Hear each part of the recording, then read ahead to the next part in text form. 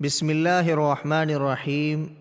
لبیک اللہم لبیک، لبیک لا شریک لک لبیک، ان الحمد والنعمت لک والملک لا شریک لک، لبیک اللہم لبیک، لبیک لا شریک لک لبیک، ان الحمد والنعمت لک والملک لا شریک لک۔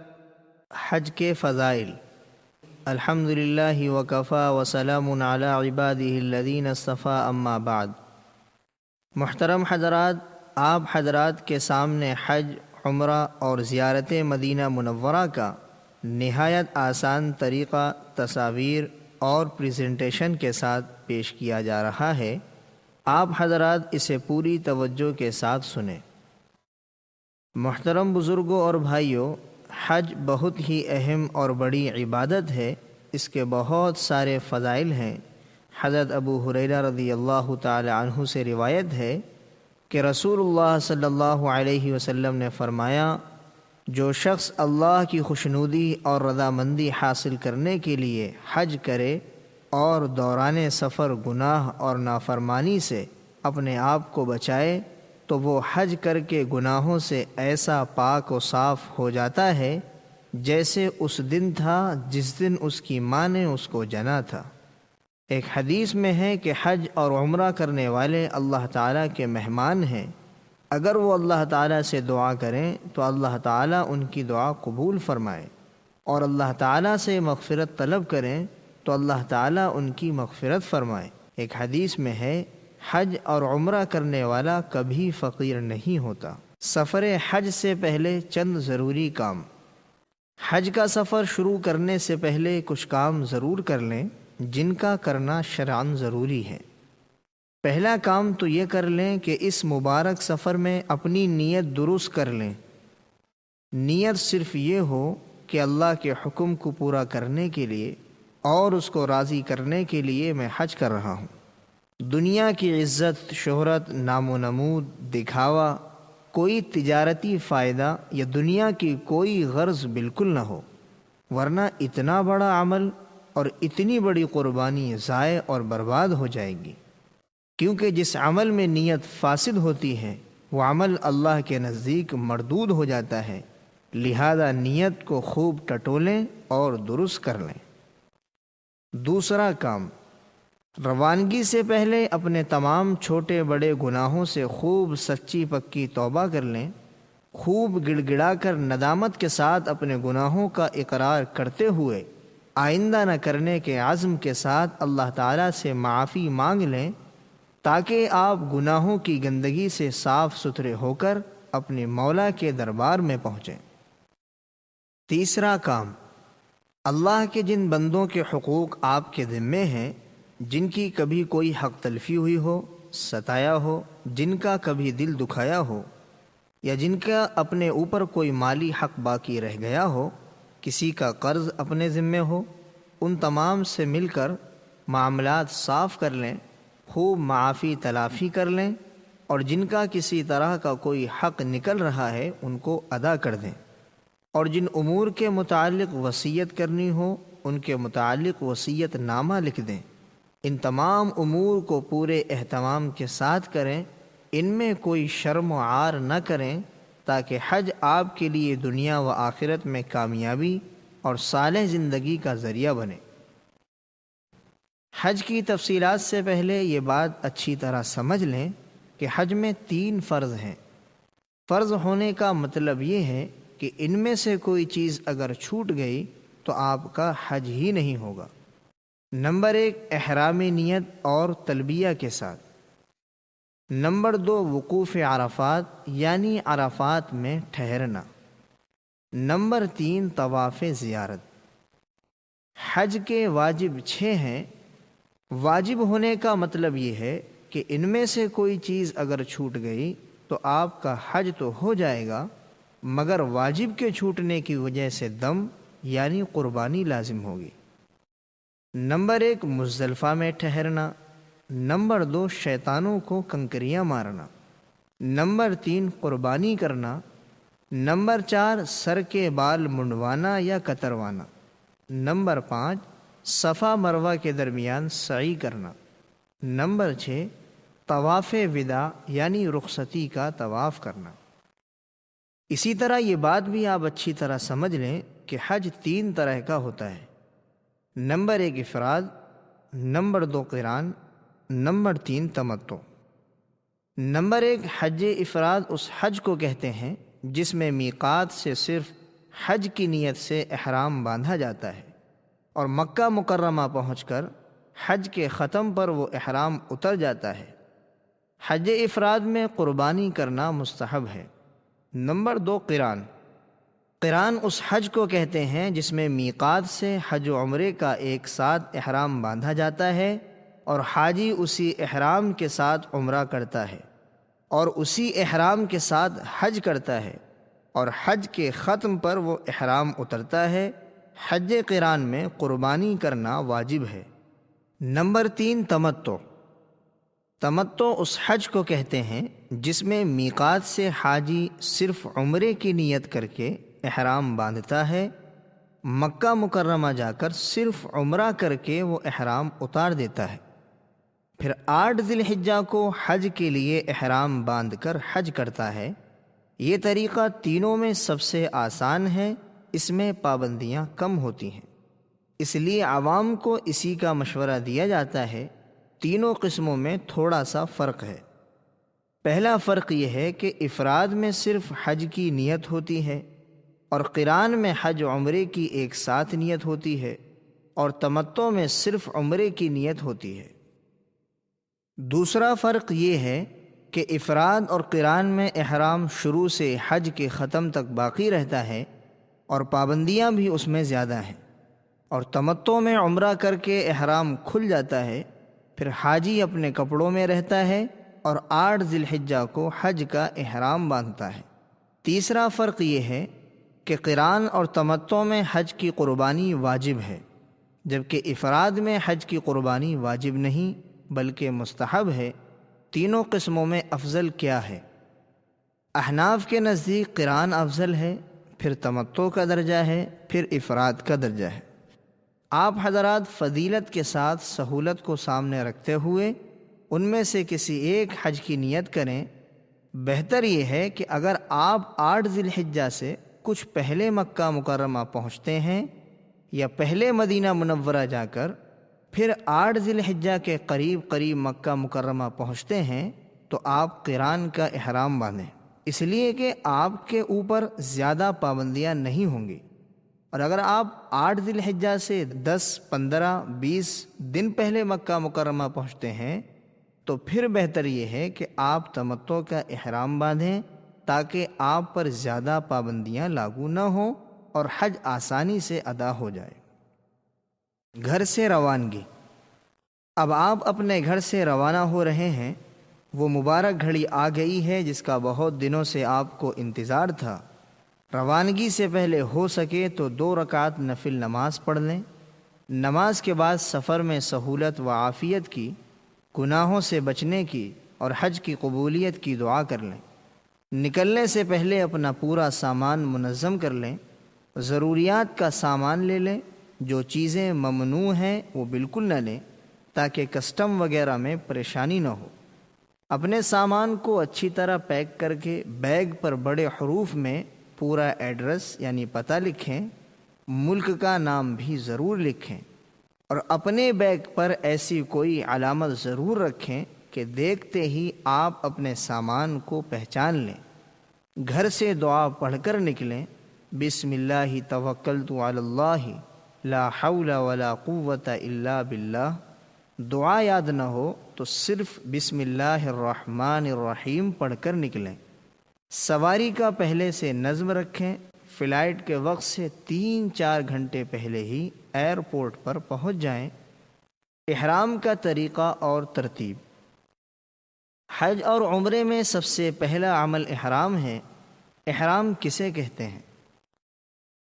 بہت سے لوگ 2 چادروں کو احرام سمجھتے ہیں، اس لیے وہ یہ سمجھتے ہیں کہ حج یا عمرے کی نیت کر کے جب ان دو چادروں کو پہن لیا تو جب تک حج یا عمرے کو پورا نہ کر لیں اس وقت تک ان دو چادروں کو اتار نہیں سکتے، حالانکہ ان کا یہ خیال درست نہیں ہے۔ احرام حقیقت میں حج یا عمرے کی نیت کر کے لبیک پڑھنے کا نام ہے۔ ان دو چادروں کا نام احرام نہیں ہے، لیکن چونکہ احرام میں سلے ہوئے کپڑوں کا پہننا منع ہے، حاجی ان دو چادروں میں ہی رہتا ہے، اس لیے لوگ ان دو چادروں کو بھی احرام کہہ دیتے ہیں، مگر حقیقت میں اس کا نام احرام نہیں ہے۔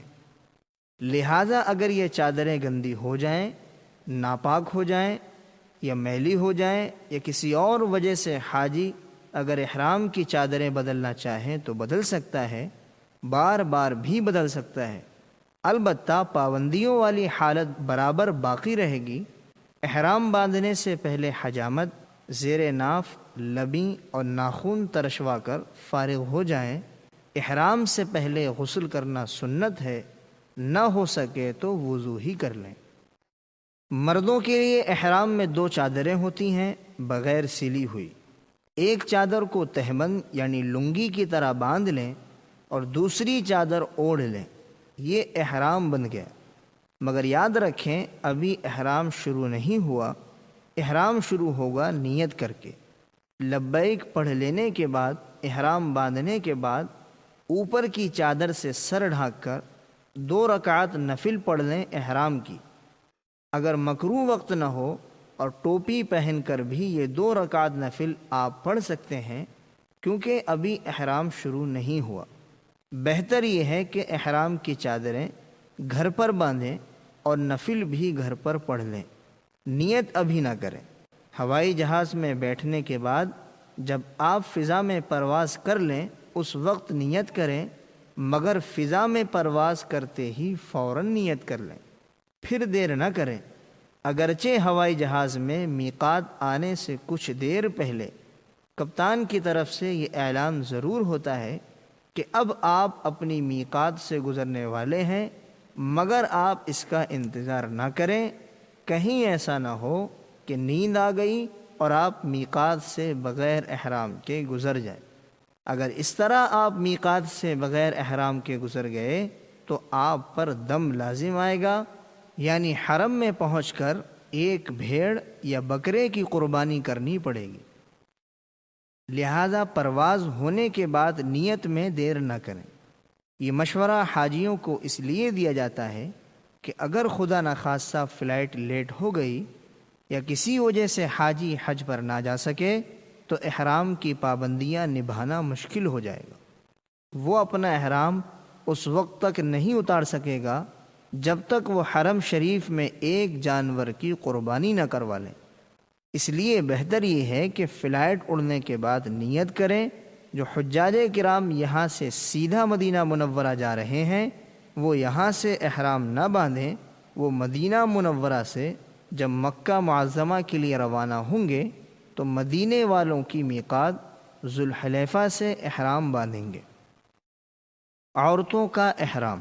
یاد رکھیں عورت کا احرام صرف اس کے چہرے کا کھلا رکھنا ہے۔ عورت اپنے سلے ہوئے کپڑوں میں رہے گی، موزے، دستانے اور زیورات بھی پہن سکتی ہے، البتہ چہرہ کھلا رکھنا ضروری ہے، یعنی پیشانی سے لے کر ٹھوڑی تک چہرہ کھلا رکھنا ضروری ہے، لیکن ایسا نہ ہو کہ بے پردگی ہو، پردہ بھی ضروری ہے۔ لہذا سر پر کیپ نما نقاب ڈالیں جس سے پردہ بھی ہو جائے اور کپڑا بھی چہرے پر نہ لگے۔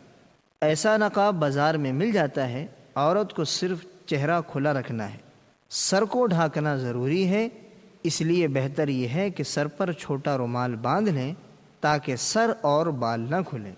لیکن یاد رکھیں یہ احرام کا حصہ نہیں ہے، اس لیے وضو میں سر پر باندھے ہوئے اس کپڑے کو کھول کر مسح کرنا ضروری ہے۔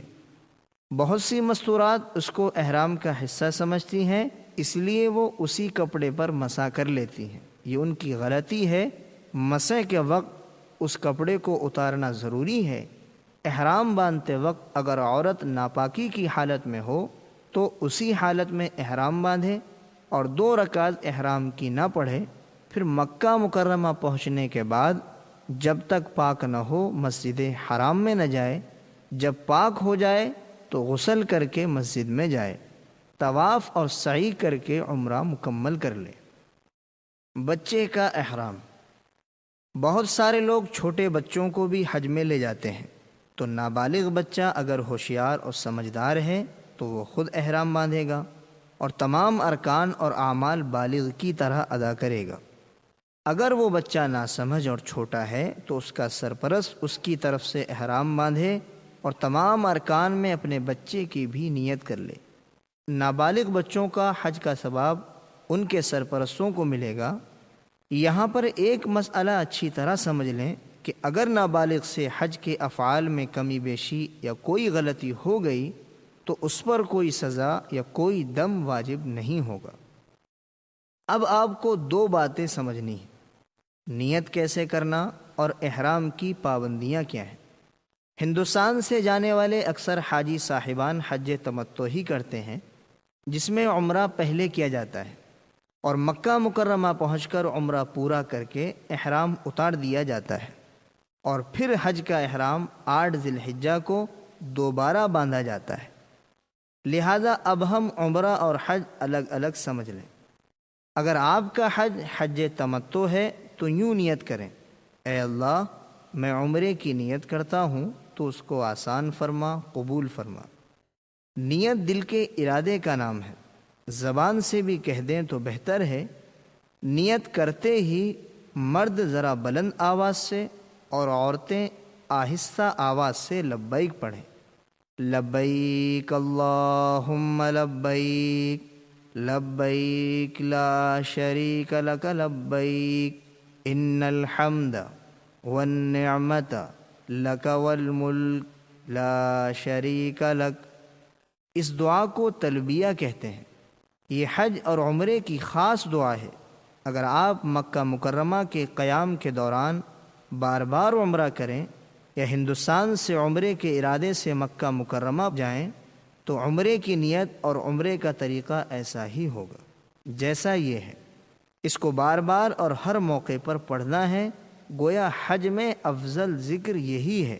یاد رکھیں، نیت کے بعد لبیک پڑھے بغیر آپ کی نیت مکمل نہیں ہوگی۔ اس کے بعد پھر آپ کو بار بار لبیک پڑھتے رہنا ہے۔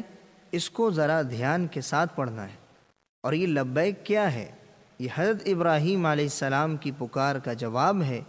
حضرت ابراہیم علیہ السلام نے اللہ کے حکم سے اللہ کے بندوں کو پکارا تھا کہ آؤ اللہ کے در پر حاضری دو، اور جو بندے حج اور عمرے میں تلبیہ پڑھتے ہیں تو گویا وہ یوں کہتے ہیں: اے اللہ، تو نے اپنے بندے حضرت ابراہیم علیہ السلام سے آواز لگوا کر ہمیں بلایا تھا، تو ہم حاضر ہیں، ہم حاضر ہیں، تیرے سامنے حاضر ہیں۔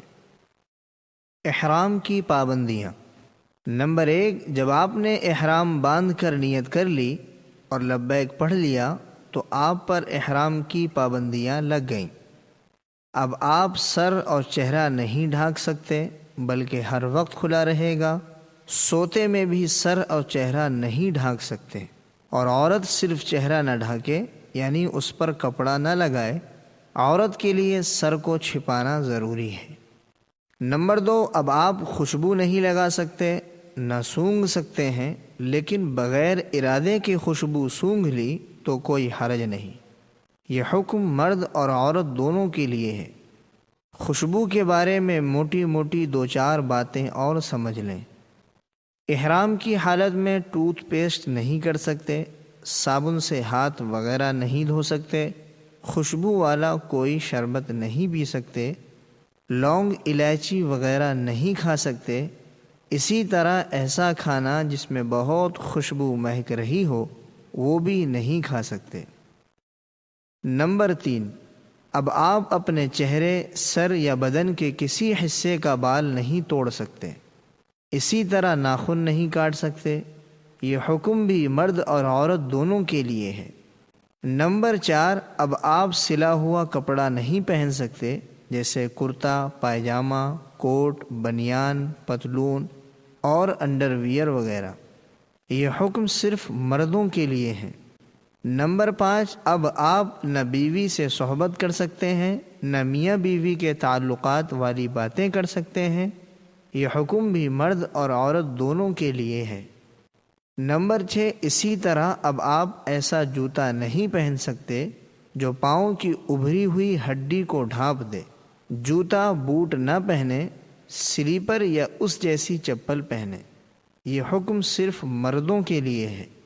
نمبر 7، اب آپ حرم کی گھاس، پودا یا درخت کی ٹہنی نہیں توڑ سکتے۔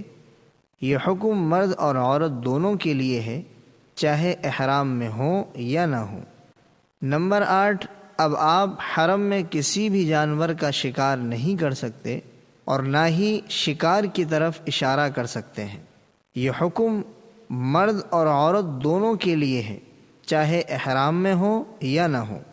یہاں تک کہ اپنے بدن یا سر کی جو بھی نہیں مار سکتے۔ 3 سے کم جو اگر کوئی مارے گا تو اس کو چاہیے کہ تھوڑا بہت صدقہ کر دے، اور 3 سے زائد مارے گا تو اس پر ایک صدقہ فطر لازم ہوگا۔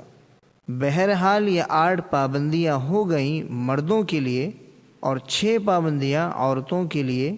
ان پابندیوں کے خلاف کرنے میں بعض صورتوں میں دم یعنی بکرے کی قربانی واجب ہوتی ہے، اور بعض صورتوں میں صدقہ فطر، اور بعض صورتوں میں تھوڑا بہت صدقہ واجب ہو جاتا ہے۔ لیکن یاد رکھیں، چونکہ غلطیاں ہوتی رہتی ہیں، عورتوں سے بھی اور مردوں سے بھی۔ عورتوں کے چہروں پر کپڑا تھوڑا بہت لگ ہی جاتا ہے، لہٰذا تھوڑا بہت صدقہ دوران سفر کرتے رہیں۔ ایک اہم بات، آپ بہت اونچی جگہ جا رہے ہیں جہاں لاکھوں حاجی ہوں گے، سفر بھی لمبا ہے، تو آپ پہلے سے ہی تیار رہیں کہ اس سفر میں جو بھی مشقت یا تکلیف پہنچے گی اس پر صبر و تحمل سے کام لیں گے، غصہ اور لڑائی جھگڑا نہیں کریں گے۔ یہ بہت بری بات ہے۔ یہ سمجھ کر اپنے دل کو سمجھا لیں کہ اللہ کے گھر کا سفر ہے اور یہ سب اللہ کے گھر کے مہمان ہیں۔ پھر علماء نے لکھا ہے کہ حاجی احرام کی حالت میں جس طرح رہتا ہے اس کی وہ کیفیت موت تک باقی رہتی ہے۔ لہذا لڑائی جھگڑے اور ہر گناہ سے اپنے آپ کو بچاتے رہیں، اور احرام کی حالت میں اپنے آپ کو اچھی عادتوں کا پابند بنائیں تاکہ موت تک ہماری یہ کیفیت باقی رہے۔ اب آپ جدہ اتریں گے۔ حج اور عمرے کا پہلا کام یعنی احرام آپ نے باندھ لیا۔ اب آپ کو مکہ مکرمہ پہنچنے تک کوئی خاص کام نہیں کرنا ہے، بس احرام کی پابندیوں کو اچھی طرح نبھانا ہے اور لبیک بہت کثرت سے پڑھتے رہنا ہے۔ حدیث شریف میں ہے کہ وہ حج بہت اچھا اور قبولیت سے قریب ہوتا ہے جس میں لبیک زیادہ پڑھی گئی ہو۔ لبیک اللہم لبیک، لبیک لا شریک لک لبیک، ان الحمد والنعمت لک والملک لا شریک لک۔ یہ سفر تقریباً 5 گھنٹے کا ہے۔ اس کے بعد آپ جدہ اتریں گے۔ جدے میں آپ کے پاسپورٹ اور کسٹم وغیرہ کی کارروائیوں میں 5-7 گھنٹے لگ جائیں گے۔ یہیں پر آپ کو معلم کا نام، نمبر اور کارڈ، اور مکے میں بلڈنگ، ہوٹل کا ایڈریس اور نمبر دیا جائے گا۔ وہاں ذرا ہوشیار رہ کر کسی جاننے والے سے پوچھ تاچھ کر ساری کارروائی کروا لیں۔ اطمینان سے کریں، جلد بازی بالکل نہ کریں۔ کبھی کبھی یہاں 10 گھنٹے 8 گھنٹے بھی لگ جاتے ہیں، لہذا ذہنی طور پر آپ اپنے آپ کو تیار رکھیں، معمولات میں لگے رہیں۔ بڑی اونچی جگہ آپ جا رہے ہیں، وہاں کے کارکن اور کام کرنے والوں پر بالکل غصہ نہ کریں اور نہ کسی طرح طیش میں آئیں، بلکہ اپنے آپ کو قابو میں رکھیں، معمولات میں لگے رہیں۔ پھر کسٹم وغیرہ سے فارغ ہو کر اپنا سامان پہچان کر الگ کروا لیں۔ معلم بس کا انتظام کر کے آپ کو بس میں سوار کرے گا۔ سامان کی آپ زیادہ فکر نہ کریں، وہ سامان بھی آپ کے ساتھ ہی آ جائے گا۔ اب آپ جدے سے مکے کی طرف روانہ ہو گئے۔ جب آپ جدے سے روانہ ہوں گے تو آپ کے دل کی عجیب کیفیت ہوگی، اور ہونی بھی چاہیے، کہ اب آپ اللہ کے گھر پر پہنچ رہے ہیں، بڑی اونچی جگہ جا رہے ہیں۔ یہ سفر تقریباً 1.5-2 گھنٹے کا ہے۔ مکہ مکرمہ آنے سے پہلے تقریباً 20 کلومیٹر پہلے وہ حدیبیہ والی جگہ ہے جہاں کفار مکہ نے آپ صلی اللہ علیہ وسلم کو عمرہ کرنے سے روک دیا تھا، اور آپ صلی اللہ علیہ وسلم نے صحابہ کرام سے موت پر بیعت لی تھی، جس کو بیعت رضوان کہتے ہیں، جس کا ذکر قرآن میں ہے۔ لقد رضی اللہ عن المؤمنین اذ یبایعونک تحت الشجرہ، اس سے لگ کر نئی سڑک بنی ہوئی ہے۔ آج کل بسیں اور گاڑیاں اسی سڑک سے گزرتی ہیں۔ اس پر حرم کی حد بتانے کے لیے رحل نما گیٹ بنا ہوا ہے۔ یہاں سے جب آپ داخل ہوں تو آپ حرم کی حد میں داخل ہو گئے۔ نہایت ادب اور عظمت کے ساتھ گزریں اور اللہ سے دعا کریں، اللہم انا ھذا حرمک وحرم رسولک فحرم دمی ولحمی وعظمی وبشری علی الناس، اللہم آمنی عذابک یوم تبعث عبادک۔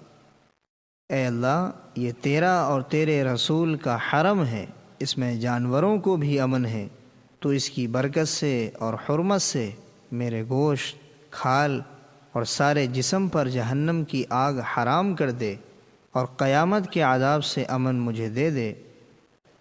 تھوڑی دیر کے بعد آپ کو مکہ مکرمہ کی خوبصورت عمارتیں نظر آنے لگیں گی۔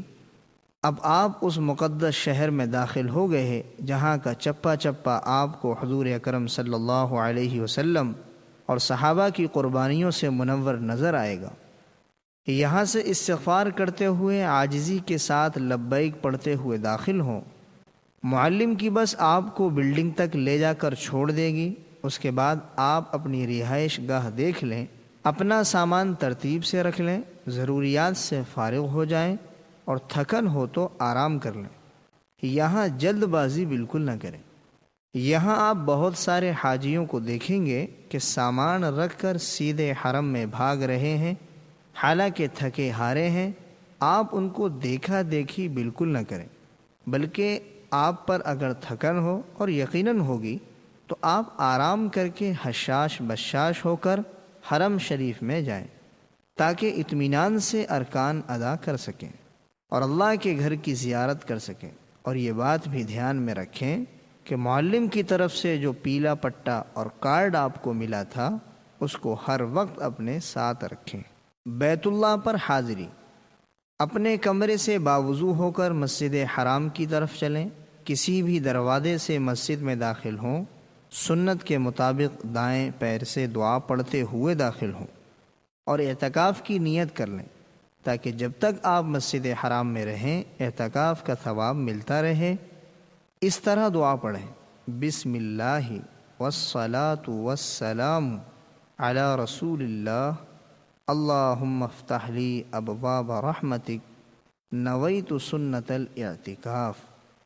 جب آپ اندر پہنچ جائیں تو بیت اللہ شریف کو دیکھنے کی ایک مستقل سنت یہ ہے کہ جب جب آپ بیت اللہ میں داخل ہوں تو بیت اللہ پر نظر پڑتے ہی 3 بار اللہ اکبر، اللہ اکبر، اللہ اکبر، لا الہ الا اللہ اور 3 بار الحمدللہ کہیں۔ اور بعض علماء نے لکھا ہے کہ جب بھی بیت اللہ پر نظر پڑے، عید والی تکبیر تشریق، اللہ اکبر، اللہ اکبر، لا الہ الا اللہ، واللہ اکبر، اللہ اکبر وللہ الحمد 1 بار پڑھ لیں اور خوب دعا کریں۔ بیت اللہ پر پہلی نگاہ پڑتے وقت ساری دعا قبول ہوتی ہے۔ بہتر یہ ہے کہ آپ پہلی دعا یہ کریں، اے اللہ، موت تک میری تمام جائز دعاؤں کو جو میرے حق میں بہتر ہوں اور تجھے پسند ہوں قبول فرما۔ اس کے علاوہ جو دعائیں کرنا چاہیں کر سکتے ہیں، اور جتنی دیر کرنا چاہیں کر سکتے ہیں۔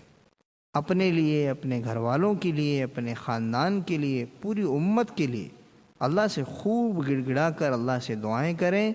اس وقت کی آپ کی ساری دعائیں انشاءاللہ قبول ہیں۔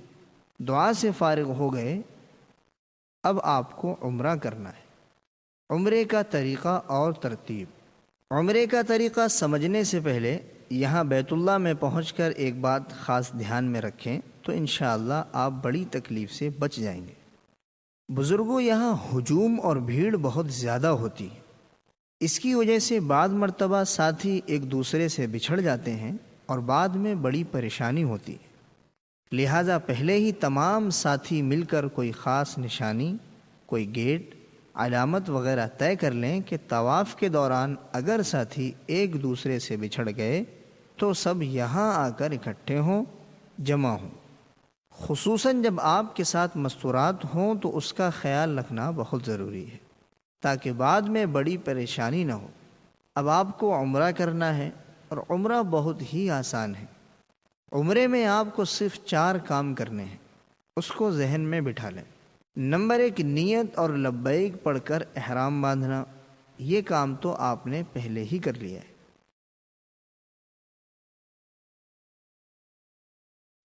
نمبر 2، بیت اللہ کا طواف کرنا رمل اور اجتباء کے ساتھ۔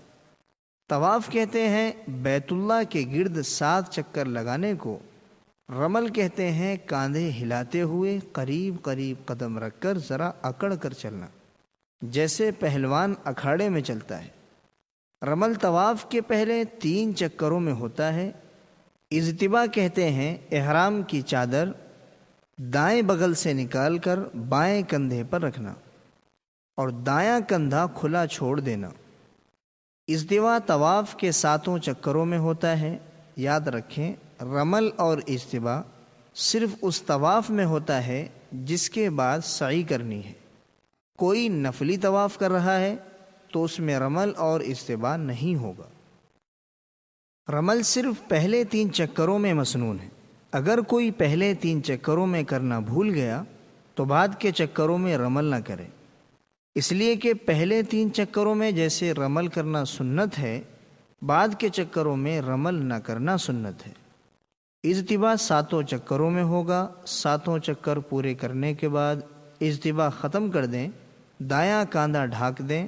بعض لوگ نماز میں بھی اجتباء کی حالت میں ہوتے ہیں۔ یاد رکھیں، اس طرح نماز پڑھنا مکروہ ہے۔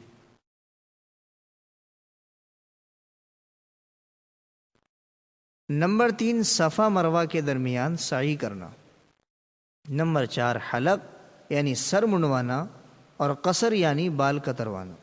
بس یہ 4 کام آپ نے کر لیے تو آپ کا عمرہ ہو گیا۔ اب اس کو ذرا تفصیل سے اچھی طرح سمجھیے۔ طواف کا طریقہ اور ترتیب۔ عمرے میں آپ کو 4 کام کرنے ہیں: احرام، طواف، سعی اور حلق یا قصر۔ احرام آپ کا بندھا ہوا ہے۔ اب دوسرا کام طواف کرنا ہے، اس کو اچھی طرح سمجھیں۔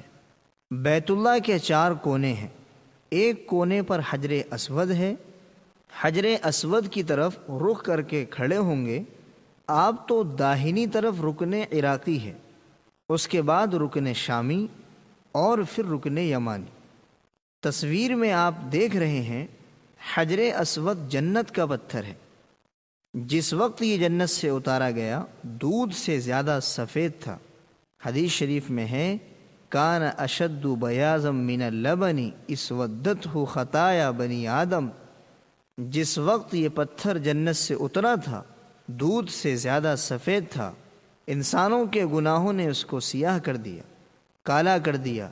حجر اسود اس وقت چاندی کے حلقے میں 11 ٹکڑوں میں ہے۔ کسی زمانے میں حادثے میں اس پتھر کے ٹکڑے ہو گئے تھے تو اس وقت وہ چاندی کے حلقے میں 11 ٹکڑوں میں ہے۔ طواف حجر اسود سے شروع ہوگا اور حجر اسود پر ختم ہوگا۔ طواف شروع کرنے سے پہلے چند باتوں کا دھیان ضرور رکھیں جن کے چھوٹ جانے سے طواف ادا نہیں ہوتا۔ پہلا، طواف کے 7 چکر میں وضو ضروری ہے۔ بغیر وضو کے طواف نہیں ہوتا۔ اگر خدا نخواستہ طواف کے دوران 3.5 چکر ہونے سے پہلے وضو ٹوٹ گیا تو دوبارہ وضو کر کے نئے سرے سے طواف شروع کریں گے۔ اگر 3.5 چکر کے بعد وضو ٹوٹتا ہے تو ہمیں اجازت ہے کہ وضو کر کے چاہیں تو باقی کا حصہ پورا کر لیں یا پورا طواف نئے سرے سے کر لیں۔ طواف کی واجبات میں ستر چھپانا بھی شامل ہے۔ جن اعضاء کو نماز میں چھپانا لازم ہے ان کو طواف میں بھی چھپانا واجب ہے، اور مرد کا سطر ناف سے لے کر گھٹنوں تک ہے، اور عورت کا چہرہ ہتھیلی اور قدمین کو چھوڑ کر باقی پورا بدن سطر میں شامل ہے۔ اس لیے عورتوں کو ایسا کرتا پہننا چاہیے جس کرتے کی آستین پوری کلائی تک ہونی چاہیے، لہٰذا اگر چوتھائی عضو کھلا رہے گا تو طواف کا اعادہ واجب ہوگا، اور اگر اعادہ نہیں کرے گا تو دم دینا لازم ہو جائے گا۔ طواف اگر پیدل کرنے کی طاقت ہو تو پیدل ہی کرنا چاہیے، کرسی پر بیٹھ کر یا سواری پر سوار ہو کر نہیں کرنا چاہیے، اور طواف کے 7 چکر پورے کریں۔ طواف شروع کرنے سے پہلے اب تک جو آپ عمرے کی لبیک پڑھ رہے تھے وہ بند کر دیں اور اجتبا کر لیں، یعنی دایاں کندھا کھلا چھوڑ دیں۔ پھر حجر اسود کی سیدھ میں آ کر حجر اسود کی طرف رخ کر لیں۔ سیدھ میں آنے کے لیے آج سے کچھ سالوں پہلے حکومت نے سنگ مرمر کی پٹی بنائی تھی۔ حجر اسود کے سامنے اس میں بھیڑ رش یعنی بہت زیادہ ہو جاتا تھا، تو اب وہ پٹی حکومت نے ختم کر دی۔ اب سیدھ میں آنے کے لیے اس کے سامنے برآمدے میں ہری لائٹ لگی ہوئی ہے۔ اس سے آپ اندازہ کر لیں جب حجر اسود کی طرف جب آپ رخ کریں گے تو اس لائٹ کی طرف پیٹھ ہوگی۔ اب آپ اس طرح کھڑے ہو جائیں کہ حجر اسود داہنے ہاتھ کی طرف ہو جائے، اور پھر آپ عمرے کے طواف کی نیت کر لیں۔ اے اللہ، میں طواف کرتا ہوں، تو اس کو آسان فرما اور قبول فرما۔ نیت کرنے کے بعد آپ اپنے دونوں ہاتھ کانوں تک اٹھائیں، بسم اللہ اللہ اکبر وللہ الحمد کہہ کر، جس طرح نماز میں اٹھائے جاتے ہیں۔ اس عمل کو استقبال کعبہ کہتے ہیں، اور یہ ہر طواف کے شروع میں ایک بار کیا جاتا ہے۔ استقبال کعبہ پورا کر کے اپنے ہاتھوں کو نیچے گرا دیں اور پھر ہاتھوں کو سینے تک اٹھائیں اور حجر اسود کی طرف اشارہ کر کے بوسہ دیں۔ مگر بھیڑ کی وجہ سے بوسہ دینا بہت مشکل ہے، تو آپ اسی طرح کھڑے کھڑے دوسری مرتبہ دونوں ہاتھ سینے تک اٹھا کر بسم اللہ اللہ اکبر وللہ الحمد کہہ کر حجر اسود کی طرف اشارہ کر کے ہتھیلیوں کو بوسہ دے دیں، پھر داہنی طرف طواف شروع کریں، اور جب طواف کرتے کرتے آپ رکن یمانی تک پہنچیں تو وہاں سے لے کر حجر اسود تک آپ کو یہ دعا پڑھنی ہے: ربنا آتنا فی الدنیا حسنہ وفی الآخرۃ حسنہ وقنا عذاب النار وادخلنا الجنۃ مع الابرار یا عزیز یا غفار یا رب العالمین۔ پورا چکر کر کے جب حجر اسود پر پہنچیں گے تو پھر حجر اسود کی طرف رخ کر کے دونوں ہاتھ سینے تک اٹھا کر حجر اسود کی طرف اشارہ کر کے ہتھیلیوں کو بوسہ دے دیں، تو ایک چکر اور 2 بوسے ہوئے۔ اس طرح آپ 7 چکر پورے کریں گے تو 8 بوسے ہوں گے۔ یہ ایک طواف پورا ہو گیا۔ خلاصہ یہ ہوا کہ ہر چکر میں حجر اسود کی طرف رخ کر کے دونوں ہاتھ سینے تک اٹھا کر بسم اللہ اللہ اکبر وللہ الحمد کہہ کر حجر اسود کی طرف اشارہ کر کے دونوں ہاتھوں کی ہتھیلیوں کو بوسہ دے دیں گے۔ البتہ شروع کے چکر میں ہاتھ 2 مرتبہ اٹھائے جائیں گے۔ اس میں پہلی مرتبہ دونوں ہاتھ کانوں تک اٹھائے جائیں گے۔ یاد رکھیں، ہر چکر میں ہاتھ صرف سینے تک اٹھا کر حجر اسود کی طرف اشارہ کر کے بوسہ دیں گے، صرف شروع میں پہلی مرتبہ کانوں تک اٹھائیں گے۔ یہ بھی یاد رکھیں کہ طواف کے دوران چہرہ، سر اور سینہ بیت اللہ کی طرف کرنا منع ہے۔ دوران طواف جان بوجھ کر بیت اللہ کو دیکھنا مکروہ تحریمی ہے۔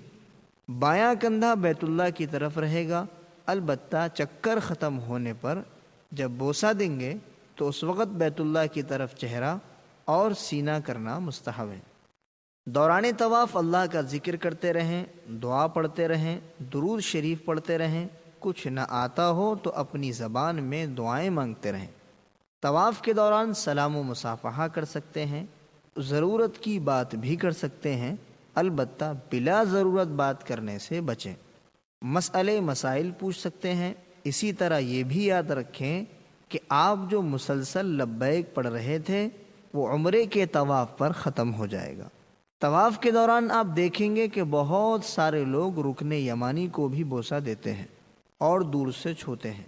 اس میں آپ مسئلہ سمجھ لیں کہ جب آپ رکن یمانی پر پہنچیں اور بھیڑ نہ ہو اور قریب پہنچیں تو اس کو دونوں ہاتھ یا صرف بائیں ہاتھ سے چھو لینا سنت ہے۔ اس کو بوسہ نہ دیں، یہ سنت نہیں ہے، صرف ہاتھ لگانا سنت ہے، وہ بھی قریب سے۔ اگر بھیڑ ہے اور قریب سے نہیں چھو سکتے تو دور سے بالکل نہ چھوئیں۔ حالت احرام میں چونکہ خوشبو لگانا، چھونا، سونگھنا سب منع ہے، اور بیت اللہ کے ہر حصے پر اور حتیم و ملتزم اور رکن یمانی کے ہر حصے پر، مقام ابراہیم پر ہر جگہ عطر اور خوشبو بہت زیادہ لگی ہوتی ہے، اس لیے احرام کی حالت میں ان میں سے کسی جگہ پر ہاتھ نہ لگائیں۔ یہ بھی یاد رکھیں کہ طواف میں حتیم کا حصہ بھی شامل ہے، یہ دراصل بیت اللہ ہی کا حصہ ہے۔ حضور اکرم صلی اللہ علیہ وسلم کی بعثت سے پہلے تقریباً آپ کی عمر مبارک 30 سال کے قریب تھی۔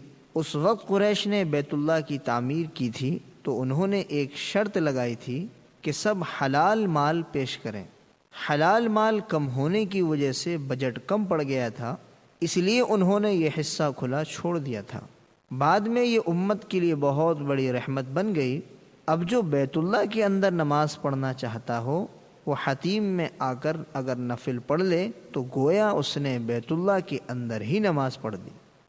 آپ حضرات کو بھی وہاں قیام کے زمانے میں موقع ملے تو ضرور وہاں نماز پڑھیں۔ طواف کے بعد 2 رکعت واجب الطواف۔ طواف کے بعد آپ کو 2 رکعت واجب الطواف پڑھنی ہے۔ یہ 2 رکعت ہر طواف کے بعد واجب ہے۔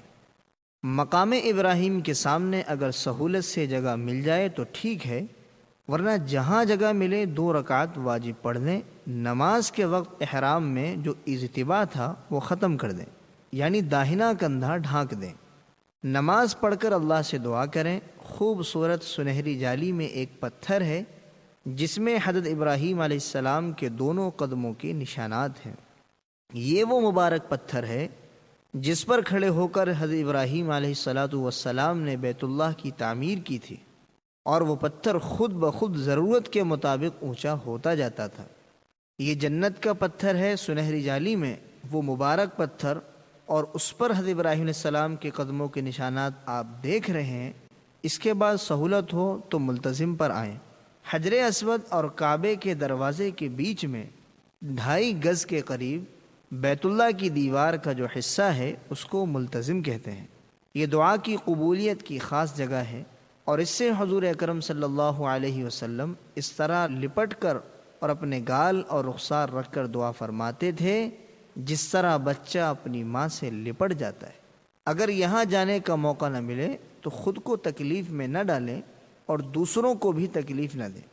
حدیث پاک کا مفہوم ہے، رسول اللہ صلی اللہ علیہ وسلم نے فرمایا کہ کسی مسلمان کی کوئی دعا ایسی نہیں جو اس نے ملتزم پر مانگی ہو اور اللہ نے اس کو چھوڑ دیا ہو، لہذا عام دنوں میں اس کی کوشش کرنی چاہیے کہ کم از کم اس کے قریب پہنچ کر لمبی لمبی دعائیں کریں۔ اس کے بعد اب زمزم پر آئیں۔ اب تو وہ کنواں نہیں ہے، ہر جگہ نل لگے ہوئے ہیں، ٹھنڈا اور سادہ ہر طرح کا زمزم ملتا ہے۔ بیت اللہ کی طرف منہ کر کے پیٹ بھر کر زمزم کا پانی پئیں، یہ دعا پڑھ کر: اللہم انی اسألک علما نافعا ورزقا واسعا وشفاء من کل داء۔ یہ وہ مبارک پانی ہے جو حضرت اسماعیل اور حضرت ہاجرہ علیہم السلام کی قربانی پر اللہ نے امت کو دیا ہے۔ حدیث شریف میں ہے، ماء زمزم لما شرب لہ، زمزم کے پانی میں اللہ نے یہ تاثیر اور خاصیت رکھی ہے کہ حاجی جس مقصد سے، جس ارادے سے اور جس نیت سے زمزم کا پانی پیتا ہے، اللہ اس کی وہ مراد اور اس کا وہ مقصد پورا فرماتے ہیں۔ لہذا اس قیام کے زمانے میں جتنا ہو سکے خوب سیر ہو کر زمزم کا پانی پیتے رہیں، اللہ نے آپ کو موقع دیا ہے۔ عمرے کا تیسرا کام صفا مروہ کے درمیان سعی۔ عمرے میں 4 کام آپ کو کرنے تھے۔ احرام یہ آپ نے کر دیا، طواف یہ بھی آپ کا ہو گیا۔ اب آپ کو تیسرا کام کرنا ہے، صفا مروہ کے درمیان سعی۔ ہری لائٹ والے برآمدے میں کچھ قدم چل کر ایک پہاڑی جس کا نام صفا ہے، اس کا تھوڑا سا نشان باقی ہے، وہاں سے کچھ فاصلے پر مروہ پہاڑی ہے۔ صفا اور مروہ کے درمیان 7 پھیرے لگانے کو سعی کہتے ہیں۔ سعی کرنے کے لیے اب آپ پھر حجر اسود کی طرف آئیں اور جیسے طواف میں آپ بوسے دے رہے تھے بالکل اسی طرح آپ دونوں ہاتھ اٹھا کر بسم اللہ اللہ اکبر وللہ الحمد کہہ کر ہتھیلیوں کو بوسہ دیں۔ یہ نواں بوسہ ہے، یہ سنت ہے۔ اس کے بعد صفا پہاڑی پر آئیں اور نیت کر لیں۔ یاد رکھیں حج تمتع کرنے والے کے لیے یہ عمرے کی سعی ہے، تو اس طرح نیت کریں، اے اللہ میں عمرے کی سعی کرتا ہوں تو اسے آسان فرما، قبول فرما۔ پھر بیت اللہ کی طرف رخ کر کے دونوں ہاتھ اٹھا کر اللہ سے دعا کریں، یہ دعا کی قبولیت کی جگہ ہے۔ پھر نیچے اتر کر مروہ کی طرف چلیں، مروہ پہنچ کر وہاں بھی بیت اللہ کی طرف رخ کر کے تھوڑی دیر دعائیں کریں، یہ بھی دعا کی قبولیت کی جگہ ہے۔ ایک پھیرا آپ کا پورا ہوا، پھر صفا پر آئیں تو 2 پھیرے ہو گئے۔ اس طرح آپ کا 7واں پھیرا مروہ پر پورا ہوگا۔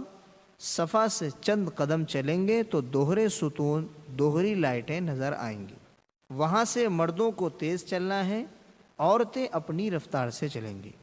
تھوڑا آگے چلیں گے تو 2 ہری لائٹیں اور دکھائی دیں گی، وہاں تک تیز چلنا ہے۔ یہ حضرت حاجرہ علیہ السلام کی ادا ہے۔ جس وقت مکہ مکرمہ پہاڑوں والا علاقہ تھا، اس وقت اللہ تعالیٰ کے حکم سے حضرت ابراہیم علیہ السلام اپنی بیوی حضرت حاجرہ اور حضرت اسماعیل علیہ السلام کو چھوڑ کر چلے گئے تھے۔ توشہ اور پانی ختم ہو گیا، بچہ پانی سے بلبلا رہا تھا، ماں کی ممتا بے قرار ہے، صفا سے مروہ کی طرف دوڑ رہی ہیں، اور یہ ہری لائٹوں والا جو حصہ ہے اس زمانے میں نشیب میں تھا۔ ماں ڈرتی ہوئی اس جگہ سے دوڑ کے چلتی تھی، اس لیے کہ بیٹا جو حجر اسود اور زمزم کے کنویں کے پاس بیٹھا ہوا تھا نظر نہیں آ رہا تھا، کہیں میرے بیٹے پر کوئی جنگلی جانور حملہ نہ کر دے۔ اللہ کو اپنی بندی کی ادا پسند آ گئی، قیامت تک حاجیوں کو حکم دے دیا کہ میری بندی حضرت حاجرہ کی تمہیں نقل اتارنی ہے۔ جو حاجی میلین اخضرین 2 ہری لائٹوں والے حصے میں جو تیز چلتا ہے، یہ حضرت حاجرہ کی ادا ہے۔ اللہ نے سارے حاجیوں پر اس کو لاگو کر دیا۔ ہر چکر میں صفا و مروے پر رک کر قبلہ رخ ہو کر دعا بھی کرنی ہے، ہر چکر میں دوہری لائٹ والے حصے میں تیز چلنا ہے، اور یہ مسنون دعا پڑھنی ہے، رب اغفر وارحم وانک انت الاعز الاکرم۔ سعی کے بعد اگر ہو سکے تو حرم میں 2 رکعت نفل نماز پڑھ لیں، یہ مستحب ہے۔ عمرے کا چوتھا کام حلق یا قصر۔ آپ نے طواف کر لیا، سعی بھی ہو گئی، اب چوتھا کام ہے حلق یعنی استرے سے بال موڑنا، یا قصر یعنی کینچی سے بال کٹوانا۔ حلق زیادہ بہتر ہے۔ حرم میں آپ دیکھیں گے کہ لوگ کئی طرح سے حلق اور قصر کرواتے ہیں۔ بعض لوگ صرف چند بال کاٹ دیتے ہیں۔ آپ لوگوں کو دیکھا دیکھی بالکل نہ کریں، بلکہ پورے سر کا حلق یا قصر اچھی طرح کروائیں۔ اگر آپ کے سر کے بال بڑے ہیں تو آپ قینچی سے کٹوا سکتے ہیں، مگر لمبائی میں انگلی کے پورے کے برابر کٹوانا واجب ہے۔ اور اگر آپ کے بال انگلی کے پورے سے چھوٹے ہیں تو پھر حلق کروانا ضروری ہے۔ اور عورتیں اپنی چوٹی کے نچلے حصے سے صرف 1 پورے کے برابر بال کاٹیں، تقریباً 1.5 انچ۔ جب آپ نے حلق کر لیا تو اب آپ کا احرام ختم ہو گیا۔ یہاں پر ایک مسئلہ عورتوں کے تعلق سے اچھی طرح سمجھ لیں۔ عورت کے بالوں کا حکم یہ ہے کہ عورت کے سر میں جتنے بال ہیں ان میں سے کم از کم 1/4 بال انگلی کے 1 پورے کے برابر کٹنا چاہیے۔ کبھی کبھی عورتوں کے سر میں بال بہت زیادہ چھوٹے بڑے ہوتے ہیں، اس لیے بعض علماء نے لکھا ہے کہ عورتیں سر کے بالوں کو 3 حصوں میں تقسیم کر لیں اور ہر حصے میں سے انگلی کے 1 پورے کے برابر کاٹ لیں۔ اس طرح یہ واجب صحیح ادا ہو جائے گا۔ اب ساری پابندیاں ختم ہو گئیں، نہا دھو کر اپنے سلے ہوئے کپڑے پہن لیں، مگر جن لوگوں کا حج افراد یا قران ہے وہ حلق نہیں کریں گے، ان کا احرام ابھی باقی رہے گا۔ تصویر میں آپ مسجد عائشہ دیکھ رہے ہیں۔ یہی وہ مسجد عائشہ ہے جہاں سے نفلی عمرے کے لیے احرام باندھا جاتا ہے۔ مکے میں نماز قصر یا پوری؟ ایک مسئلہ آپ اچھی طرح سمجھ لیں کہ آپ مکے میں نماز قصر کریں گے یا پوری پڑھیں گے۔ مکہ مکرمہ میں داخل ہونے کے بعد نکلنے تک آپ کا قیام 15 دن یا اس سے زیادہ رہتا ہے تو آپ مقیم ہوں گے، آپ کو پوری نماز پڑھنی ہے۔ اور اگر 15 دن سے کم قیام ہو رہا ہے تو آپ مسافر رہیں گے، آپ کو نماز قصر کرنی ہے، یعنی 4 رکعت والی فرض نماز میں آپ کو 2 رکعت پڑھنی ہے۔ 15 دن شمار کرنے میں منی، عرفات اور مزدلفہ بھی شامل ہے۔ دوسرا مسئلہ یہ بھی سمجھ لیں، حرم شریف میں نماز پڑھنے میں اس بات کا خاص خیال رکھیں کہ آپ کے دائیں بائیں کوئی عورت آ کر نہ کھڑی ہو جائے، کیونکہ وہاں عورتوں کا بہت اختلاط ہوتا ہے۔ ایک عورت کی وجہ سے 3 مردوں کی نماز خراب ہوتی ہے، عورت کے دائیں طرف والے کی، بائیں طرف والے اور اس کے پیچھے پڑنے والے کی۔ حج کے موقع پر خاص طور سے مسجد حرام میں اس کا بہت خیال رکھیں۔ مجمع کی بھیڑ کی وجہ سے اگرچہ احتیاط بہت مشکل ہوتی ہے، مگر اتنا تو ضرور خیال رکھیں کہ اپنے سے اگلی صف میں کوئی عورت نہ ہو اور دائیں بائیں لگ کر بھی کوئی عورت نہ کھڑی ہو۔ حج پہلا بیان۔ اب آپ حضرات کے سامنے حج کا طریقہ بیان کیا جا رہا ہے، آپ توجہ کے ساتھ سنیں۔ حج کے 5 دن 8 ذی الحجہ سے حج کا وقت شروع ہو جاتا ہے۔ 8، 9، 10، 11 اور 12 ذی الحجہ، ان 5 دنوں میں آپ کو کچھ اعمال و ارکان کرنے ہیں، اسی کو حج کہتے ہیں۔ 8 ذی الحجہ سے پہلے یعنی 7 ذی الحجہ کو عشاء کے بعد سے ہی تیاری کر لیں، کیونکہ حاجی زیادہ ہوتے ہیں، تو معلم حضرات عشاء کے بعد سے ہی حاجیوں کو مینا لے جانا شروع کر دیتے ہیں۔ معلم آپ کو ہدایت دے دے گا، اس کے مطابق آپ تیاری کر لیں۔ اپنی تمام ضروریات سے فارغ ہو کر غسل کر لیں اور احرام باندھیں جیسے پہلے باندھا تھا۔ ایک چادر کو لنگی کی طرح پہن لیں اور ایک چادر اوڑھ لیں، اور جیسے پہلے سر ڈھانک کر 2 رکعت نماز پڑھی تھی اب بھی پڑھ لیں۔ سلام پھیر کر چادر سر سے ہٹا کر حج کی نیت کر لیں۔ اللہم انی ارید الحج فیسرہ لی وتقبل منی۔ اے اللہ میں حج کی نیت کرتا ہوں تو اس کو میرے لیے آسان فرما اور قبول فرما۔ نیت کے ساتھ ہی 3 مرتبہ ذرا بلند آواز سے لبیک پڑھیں۔ لبیک اللہم لبیک، لبیک لا شریک لک لبیک، ان الحمد والنعمت لک والملک لا شریک لک۔ اور عورتیں آہستہ آواز میں لبیک پڑھیں۔ اب آپ کا احرام شروع ہو گیا اور وہ ساری پابندیاں لگ گئیں جو پہلے بیان کی گئیں، اور جن حضرات کا حج افراد یا قران ہے ان کا احرام تو پہلے سے ہی بندھا ہوا ہے۔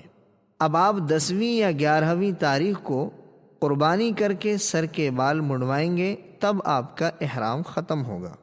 اب آپ کو پہلے کی طرح ہر موقع پر چلتے پھرتے، اٹھتے بیٹھتے خوب ذوق و شوق کے ساتھ اور اللہ کی عظمت و محبت کے ساتھ لبیک پڑھتے رہنا ہے، اور 10 ذی الحجہ کو بڑے شیطان کو کنکری مارنے تک لبیک پڑھتے رہیں، اور یہ خیال کر کے پڑھنا ہے میں حضرت ابراہیم علیہ السلام کی پکار کا اللہ کو جواب دے رہا ہوں اور اللہ میری بات سن رہا ہے۔ حج کا پہلا دن 8 ذی الحجہ۔ آج آپ مینا پہنچیں گے۔ 8 تاریخ کو ظہر سے پہلے تقریباً تمام حاجی مینا پہنچ جاتے ہیں۔ یہاں پہلے سے خیمے یعنی ٹینٹس لگے ہوتے ہیں۔ معلم کی بس آپ کو آپ کے خیمے میں پہنچا دے گی۔ تصویر میں آپ مینا کا منظر دیکھ رہے ہیں۔ مینا جاتے وقت اس کا خیال رکھیں کہ بہت زیادہ سامان اور وزن اپنے ساتھ نہ لے جائیں، ورنہ آپ پریشان ہوں گے، کیونکہ آپ کو یہاں پیدل ہی چلنا پڑے گا۔ ضرورت کا سامان ضرور لے جائیں، مثلا 1 جوڑا احرام کی چادریں، ہوا کا تکیہ، لنگی، پلاسٹک کا مسلح، چٹائی، پردہ کرنے کے لیے چادریں، بریڈ، ستو، فروٹس، لوٹا، صابن، کنکری کی تھیلی، چپل رکھنے کی تھیلی وغیرہ۔ مینا جانے سے پہلے معلم کی بس کا نمبر اور مینا میں آپ کا خیمہ کہاں ہے پہچان کر لیں۔ اپنا تعارفی کارڈ ہر وقت اپنے ساتھ رکھیں۔ اپنے خیموں میں پہنچ کر اس بات کا پورا دھیان رکھیں کہ بے پردگی نہ ہو، اس لیے اگر ہو سکے تو خیمے کے ساتھیوں کو جوڑ کر حکمت و محبت کے ساتھ ان سے بات کر کے بیچ میں پردہ ڈال دیں تاکہ مستورات ایک طرف ہو جائیں اور مرد ایک طرف ہو جائیں۔ مینا مکہ مکرمہ سے 3 میل کے فاصلے پر 2 طرفہ پہاڑوں کے درمیان بہت بڑا میدان ہے۔ تصویر میں آپ یہ میدان دیکھ رہے ہیں۔ مینا میں آج آپ کو 5 نمازیں پڑھنی ہیں: ظہر، عصر، مغرب، عشاء اور 9 ذی الحجہ کی فجر۔ یہ 5 نمازیں اپنے خیموں میں باجماعت ادا کریں، بس اور کوئی کام آج مینا میں نہیں ہے۔ باقی وقت ذکر، تلاوت، تسبیح اور دعا اور اللہ کی یاد میں گزاریں، کیونکہ حاجی زیادہ ہوتے ہیں اور معلم حضرات کے پاس بسیں کم ہوتی ہیں، اس لیے معلم حضرات 8 تاریخ کی رات سے ہی حاجی صاحبان کو عرفات کے میدان کی طرف لے جانا شروع کر دیتے ہیں۔ اس لیے اگر آپ کو بھی معلم نے 8 کی رات کو ہی عرفات لے جانے کے لیے کہا تو آپ بلا تکلف چلے جائیں اور 9 کی فجر انشاءاللہ عرفات کے میدان میں ہی ادا کریں۔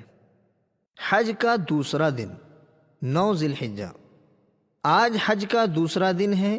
آج سے ایام تشریق بھی شروع ہو گئے، لہذا فجر کی نماز کے بعد فوراً مرد بلند آواز سے اور عورتیں آہستہ آواز سے تکبیر تشریق پڑھیں: اللہ اکبر، اللہ اکبر، لا الہ الا اللہ واللہ اکبر، اللہ اکبر وللہ الحمد۔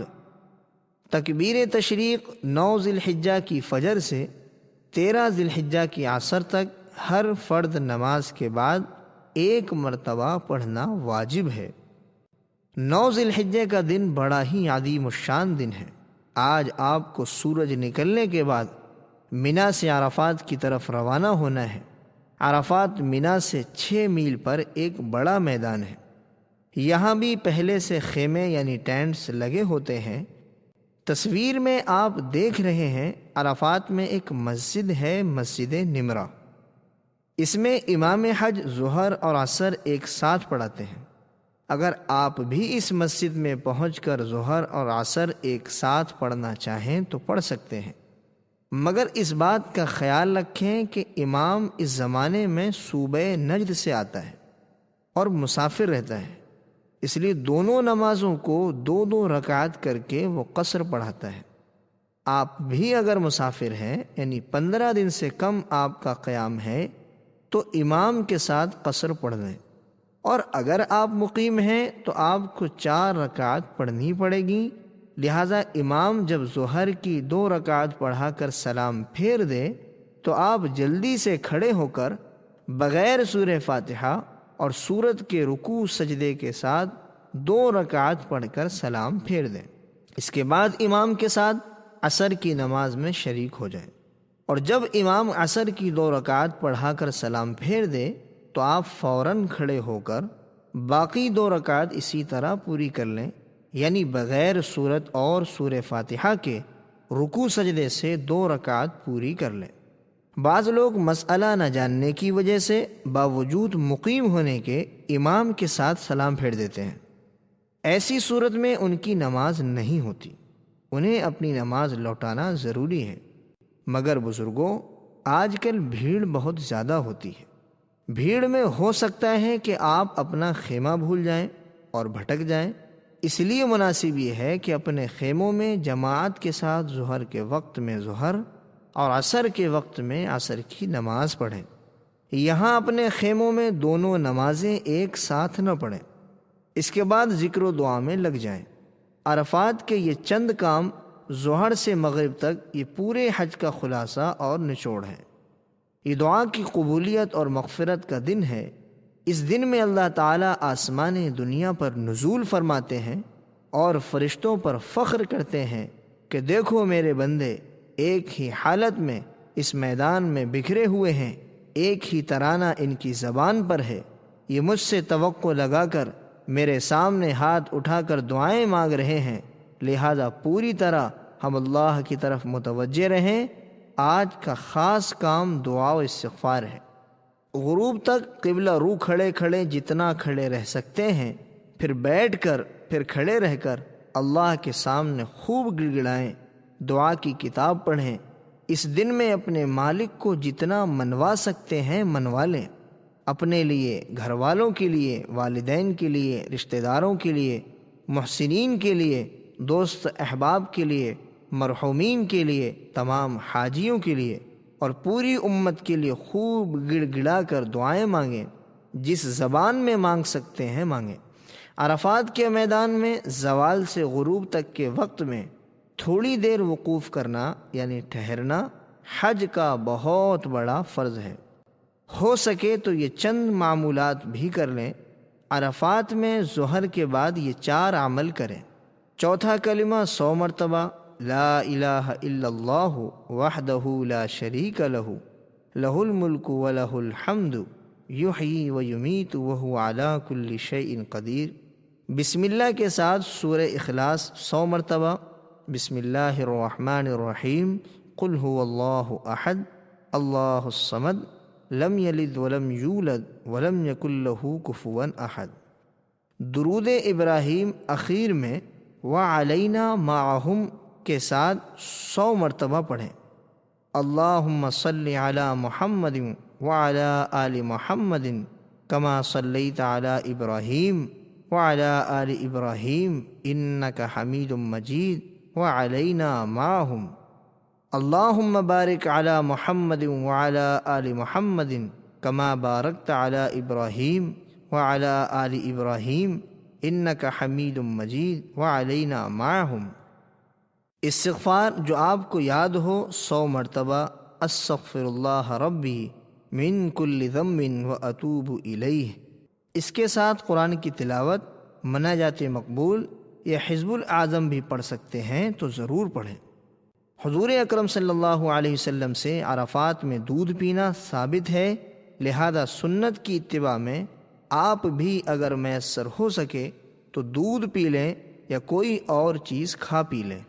یہاں پر ایک مسئلہ اچھی طرح سمجھ لیں کہ یوں تو عرفات کا وقت 9 تاریخ کے زوال سے لے کر 10 تاریخ کی صبح صادق تک ہے، یعنی اس درمیان کوئی بھی آدمی حج کی نیت سے احرام پہن کر ایک لمحے کے لیے بھی عرفات میں کھڑا ہو جائے تو وہ حاجی ہو جائے گا، مگر اس میں ایک واجب اور بھی ہے۔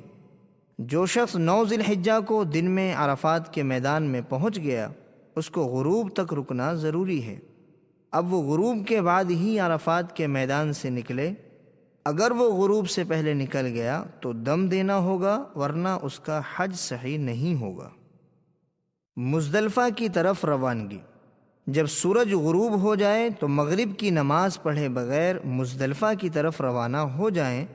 مغرب کی نماز نہ عرفات میں پڑھیں نہ راستے میں، بلکہ مزدلفہ پہنچ کر عشاء کے وقت میں مغرب اور عشاء دونوں نمازیں ایک ساتھ پڑھیں، ایک اذان اور ایک تکبیر کے ساتھ، یعنی اذان کے بعد تکبیر کہہ کر فوراً مغرب کی جماعت شروع کریں، فرض پڑھ کر فوراً سلام پھیر دیں اور اس کے بعد بغیر تکبیر کے عشاء کی جماعت شروع کریں۔ اس کے بعد مغرب کی سنتیں، پھر عشاء کی سنتیں اور وتر پڑھیں۔ مزدلفہ عرفات سے 3 میل پر ایک میدان ہے، یہاں خیمے نہیں لگے ہوتے ہیں۔ یہ رات آپ کو مزدلفہ میں گزارنی ہے۔ یہ رات بڑی عظیم الشان اور بڑی قابل قدر ہے۔ روایتوں میں ہے کہ یہ رات شب قدر سے زیادہ قابل قدر اور افضل ہے۔ روایتوں میں ہے کہ حجۃ الوداع میں رسول اللہ صلی اللہ علیہ وسلم نے عرفات میں امت کے لیے بہت کچھ مانگا، سوائے ایک دعا کے اللہ تعالیٰ نے ساری دعائیں قبول فرما لی، لیکن مزدلفہ میں پہنچ کر آپ نے خوب گڑ گڑا کر اللہ سے دعائیں کی اور اسی دعا کو پھر مانگا، تو یہاں پر اللہ نے وہ دعا بھی قبول فرما لی اور آپ امت کے انجام سے بہت ہی خوش اور مطمئن ہو گئے، اور شیطان کو دیکھا کہ بہت ہی واویلا کر رہا ہے اور اپنے سر پر مٹی ڈال رہا ہے، لہذا یہ رات بڑی عظیم ہے، اس کی ہمیں خوب قدر کرنا ہے۔ فجر کے بعد سے سورج نکلنے کے قریب تک تھوڑی دیر مزدلفہ میں ٹھہرنا یہ حج کا واجب ہے۔ فجر سے پہلے ہرگز مزدلفہ سے نہ نکلیں، ورنہ واجب چھوٹ جائے گا اور دم دینا پڑے گا۔ اور یہ بات بھی یاد رکھیں کہ مزدلفہ سے فی حاجی 70 کنکریاں بھی یہیں سے چن لیں۔ کنکری بڑے چنے کے دانے کے برابر ہو، نہ بہت چھوٹی ہو نہ زیادہ بڑی ہو۔ حج کا تیسرا دن 10 ذی الحجہ، جب مزدلفہ میں سورج نکلنے کا وقت قریب ہو جائے تو وہاں سے مینا کی طرف روانہ ہو جائیں۔ آج 10 ذی الحجہ یعنی قربانی کا دن ہے، عید کا دن ہے۔ حج کی مشغولی کی وجہ سے عید کی نماز اللہ نے حاجیوں سے معاف کر دی ہے۔ آج آپ کو 4 کام کرنے ہیں اور وہ بہت آسان ہیں۔ نمبر 1 رمی یعنی شیطان کو کنکریاں مارنا۔ نمبر 2 قربانی۔ نمبر 3 حلق یا قصر یعنی بال منڈوانا یا بال کٹوانا۔ نمبر 4 طواف زیارت۔ پہلے رمی کرنی ہے، پھر قربانی کرنی ہے، پھر حلق کرنا ہے۔ طواف زیارت 10 کی صبح سے 12 کی مغرب تک ان 3 دنوں میں کبھی بھی کر سکتے ہیں۔ تو آج مینا میں سب سے پہلے جمرہ عقبہ یعنی بڑے شیطان کو 7 کنکریاں مارنا ہے۔ مینا میں 3 جگہوں پر لمبے ستون بنے ہوئے ہیں، ان کو جمرات کہتے ہیں۔ پہلا جمرہ مسجد خیف کے قریب ہے جس کو جمرہ اولا کہتے ہیں۔ دوسرا اس سے آگے ہے، اس کو جمرہ وسطیٰ یعنی درمیانی جمرہ کہتے ہیں۔ تیسرا بالکل مینا کے اخیر میں ہے جس کو جمرہ عقبہ یعنی آخری جمرہ کہتے ہیں۔ آج صرف جمرہ عقبہ یعنی بڑے شیطان کو 7 کنکریاں مارنا ہے۔ اس کا افضل وقت سورج نکلنے کے بعد سے زوال تک ہے، مگر اس کے بعد بھی مار سکتے ہیں۔ اس میں جلد بازی بالکل نہ کریں، جس وقت سہولت اور آسانی ہو اس وقت ماریں، رات میں بھی مار سکتے ہیں۔ اس کا وقت صبح صادق تک رہتا ہے، عام طور پر حادثات اسی موقع پر ہوتے ہیں، اس لیے اطمینان سے کام کریں۔ یہ بات بھی یاد رکھیں کہ شیطان کو کنکریاں اوپر کے حصے میں جا کر ماریں، اس میں زیادہ سہولت ہے۔ اور ابھی تک جو آپ لبیک پڑھ رہے تھے، بڑے شیطان پر پہلی کنکری کے ساتھ لبیک کا سلسلہ بند کر دیں۔ 10 تاریخ کا پہلا کام بڑے شیطان کو 7 کنکریاں مارنا ہے۔ کنکری شہادت کی انگلی اور انگوٹھے سے پکڑیں اور ہر کنکری کے ساتھ یہ دعا پڑھتے جائیں: بسم اللہ اللہ اکبر رغمن للشیطان ورضا للرحمن۔ شروع کرتا ہوں اللہ کے نام سے، اللہ سب سے بڑا ہے۔ میں کنکری مارتا ہوں شیطان کو ذلیل کرنے اور رحمان کو راضی کرنے کے لیے۔ اگر پوری دعا یاد نہ ہو تو صرف بسم اللہ اللہ اکبر کہہ کر اپنی زبان میں کہے: شیطان کو ذلیل کرنے اور رحمان کو راضی کرنے کے لیے میں کنکری مارتا ہوں۔ یہ بات ذہن میں رکھیں کہ کنکریاں ستون ہی کو لگنا ضروری نہیں، بلکہ ستون کے اطراف میں بنے ہوئے دائرے میں بھی گر جائے گی تو واجب ادا ہو جائے گا۔ یہ بات بھی اچھی طرح سمجھ لیں کہ ہر کنکری کو الگ الگ مارنا ہے۔ اگر کسی نے غلطی سے ساری کنکریاں ایک ساتھ مار دیں تو یہ ایک ہی کنکری مانی جائے گی، لہذا ایک ایک کنکری کو الگ الگ ماریں۔ کنکری مارنے کے لیے جب اپنے خیمے سے چلیں تو کچھ کنکریاں زیادہ لے کر چلیں اور ان کنکریوں کو سنبھال کر رکھیں۔ خدا نخواستہ کنکری مارتے وقت کوئی کنکری ہاتھ سے چھوٹ گئی تو اس کو زمین سے اٹھانا سخت منع ہے، لہٰذا اب اپنی زیادہ کنکریوں میں سے نکال کر ماریں، نہ زیادہ ماریں نہ کم ماریں۔ یہ بات بھی اچھی طرح سمجھ لیں کہ کنکریاں کیوں ماری جاتی ہیں۔ حضرت ابراہیم علیہ السلام جب اپنے بیٹے حضرت اسماعیل علیہ السلام کو اللہ کے حکم سے ذبح کرنے کے لیے لے کر چلے تو سب سے پہلے شیطان پہلے جمرے کے پاس ملا اور ذبح کرنے کے ارادے سے روکنا چاہا۔ حضرت ابراہیم علیہ السلام نے 7 کنکریاں ماریں تو وہ زمین میں دھس گیا۔ آگے بڑھ کر دوسرے جمرے کے پاس نظر آیا اور ارادے سے روکنا چاہا۔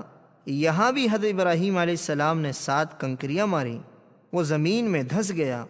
پھر چھوٹے جمرے کی جگہ نظر آیا، یہاں بھی حضرت ابراہیم نے 7 کنکریاں ماری، وہ زمین میں دھس گیا۔ اللہ تعالیٰ کو اپنے بندے حضرت ابراہیم علیہ السلام کا اخلاص اور عاشقانہ عمل پسند آ گیا، تو قیامت تک حاجیوں کو حکم دے دیا کہ تم بھی ان جگہوں پر میرے بندے ابراہیم علیہ السلام کی نقل میں کنکریاں مارو۔ یہاں ایک مسئلہ آپ بھی سمجھ لیں، بہت سارے لوگوں کو آپ دیکھیں گے کہ وہ شیطان کو کنکریاں مارنے میں کسی دوسرے کو اپنا وکیل بنا دیتے ہیں۔ یہ وکیل بنانا کب جائز ہے؟ یاد رکھیں، کوئی آدمی ایسا بیمار، کمزور، بوڑھا یا ایسا اپاہج ہے جو جمرات پہنچ کر رمی کی طاقت نہیں رکھتا، تو اس کی طرف سے دوسرے کو نائب بنانا جائز ہے، یعنی اس کی کنکری دوسرا مار سکتا ہے۔ وہ دوسرا آدمی پہلے اپنی کنکری مارے، پھر اس کی مارے۔ لیکن اگر کوئی مرد یا عورت تندرست ہے، صرف تھکان کی وجہ سے یا بھیڑ سے پیدل چلنے سے گھبرا کر دوسرے کو نائب بنا دے، تو یہ ہرگز جائز نہیں ہے، بلکہ اسے اپنی کنکری خود اپنے ہاتھ سے مارنی پڑے گی۔ دوسرے کو اگر نائب بنا دیا تو یاد رکھیں یہ رمی نہ ہوگی اور دم واجب ہوگا۔ 10 ذی الحجہ کا دوسرا کام۔ 10 ذی الحجہ کو جب آپ نے بڑے شیطان کو کنکریاں مار دیں تو آج کا دوسرا کام قربانی کرنا ہے۔ آپ کا حج تمتع ہے تو آپ پر قربانی واجب ہے، اسی طرح قران کرنے والوں پر بھی واجب ہے، البتہ افراد کرنے والوں پر واجب نہیں، مستحب ہے۔ کر لیں تو اچھا ہے، نہ کریں تو کوئی حرج نہیں۔ یہ قربانی شکرانے کی ہے۔ اس کے علاوہ صاحب نصاب پر جو سالانہ قربانی ہے وہ تو باقی ہے، جو ہر صاحب نصاب پر واجب ہے وہ بھی کرنا، البتہ وہ قربانی آپ اپنے وطن میں بھی کروا سکتے ہیں، اور اگر حرم میں کرنا چاہیں تو یہاں بھی کر سکتے ہیں۔ بہرحال 10 تاریخ کو رمی سے فارغ ہو کر بہتر تو یہ ہے کہ آپ خود قربان گاہ پر اپنے ہاتھ سے اپنی پسند کا جانور وسعت کے مطابق خرید کر قربانی کریں۔ اگر خود نہیں جا سکتے تو کسی خاص آدمی کو وکیل بنا دیں۔ حکومت کی طرف سے جو قربانی کے حصے کے لیے جاتے ہیں یا اور کوئی پرائیویٹ قربانی کا جو نظم ہو تو وہاں پر بھی آپ قربانی کر سکتے ہیں۔ 10 ذی الحجہ کا تیسرا کام۔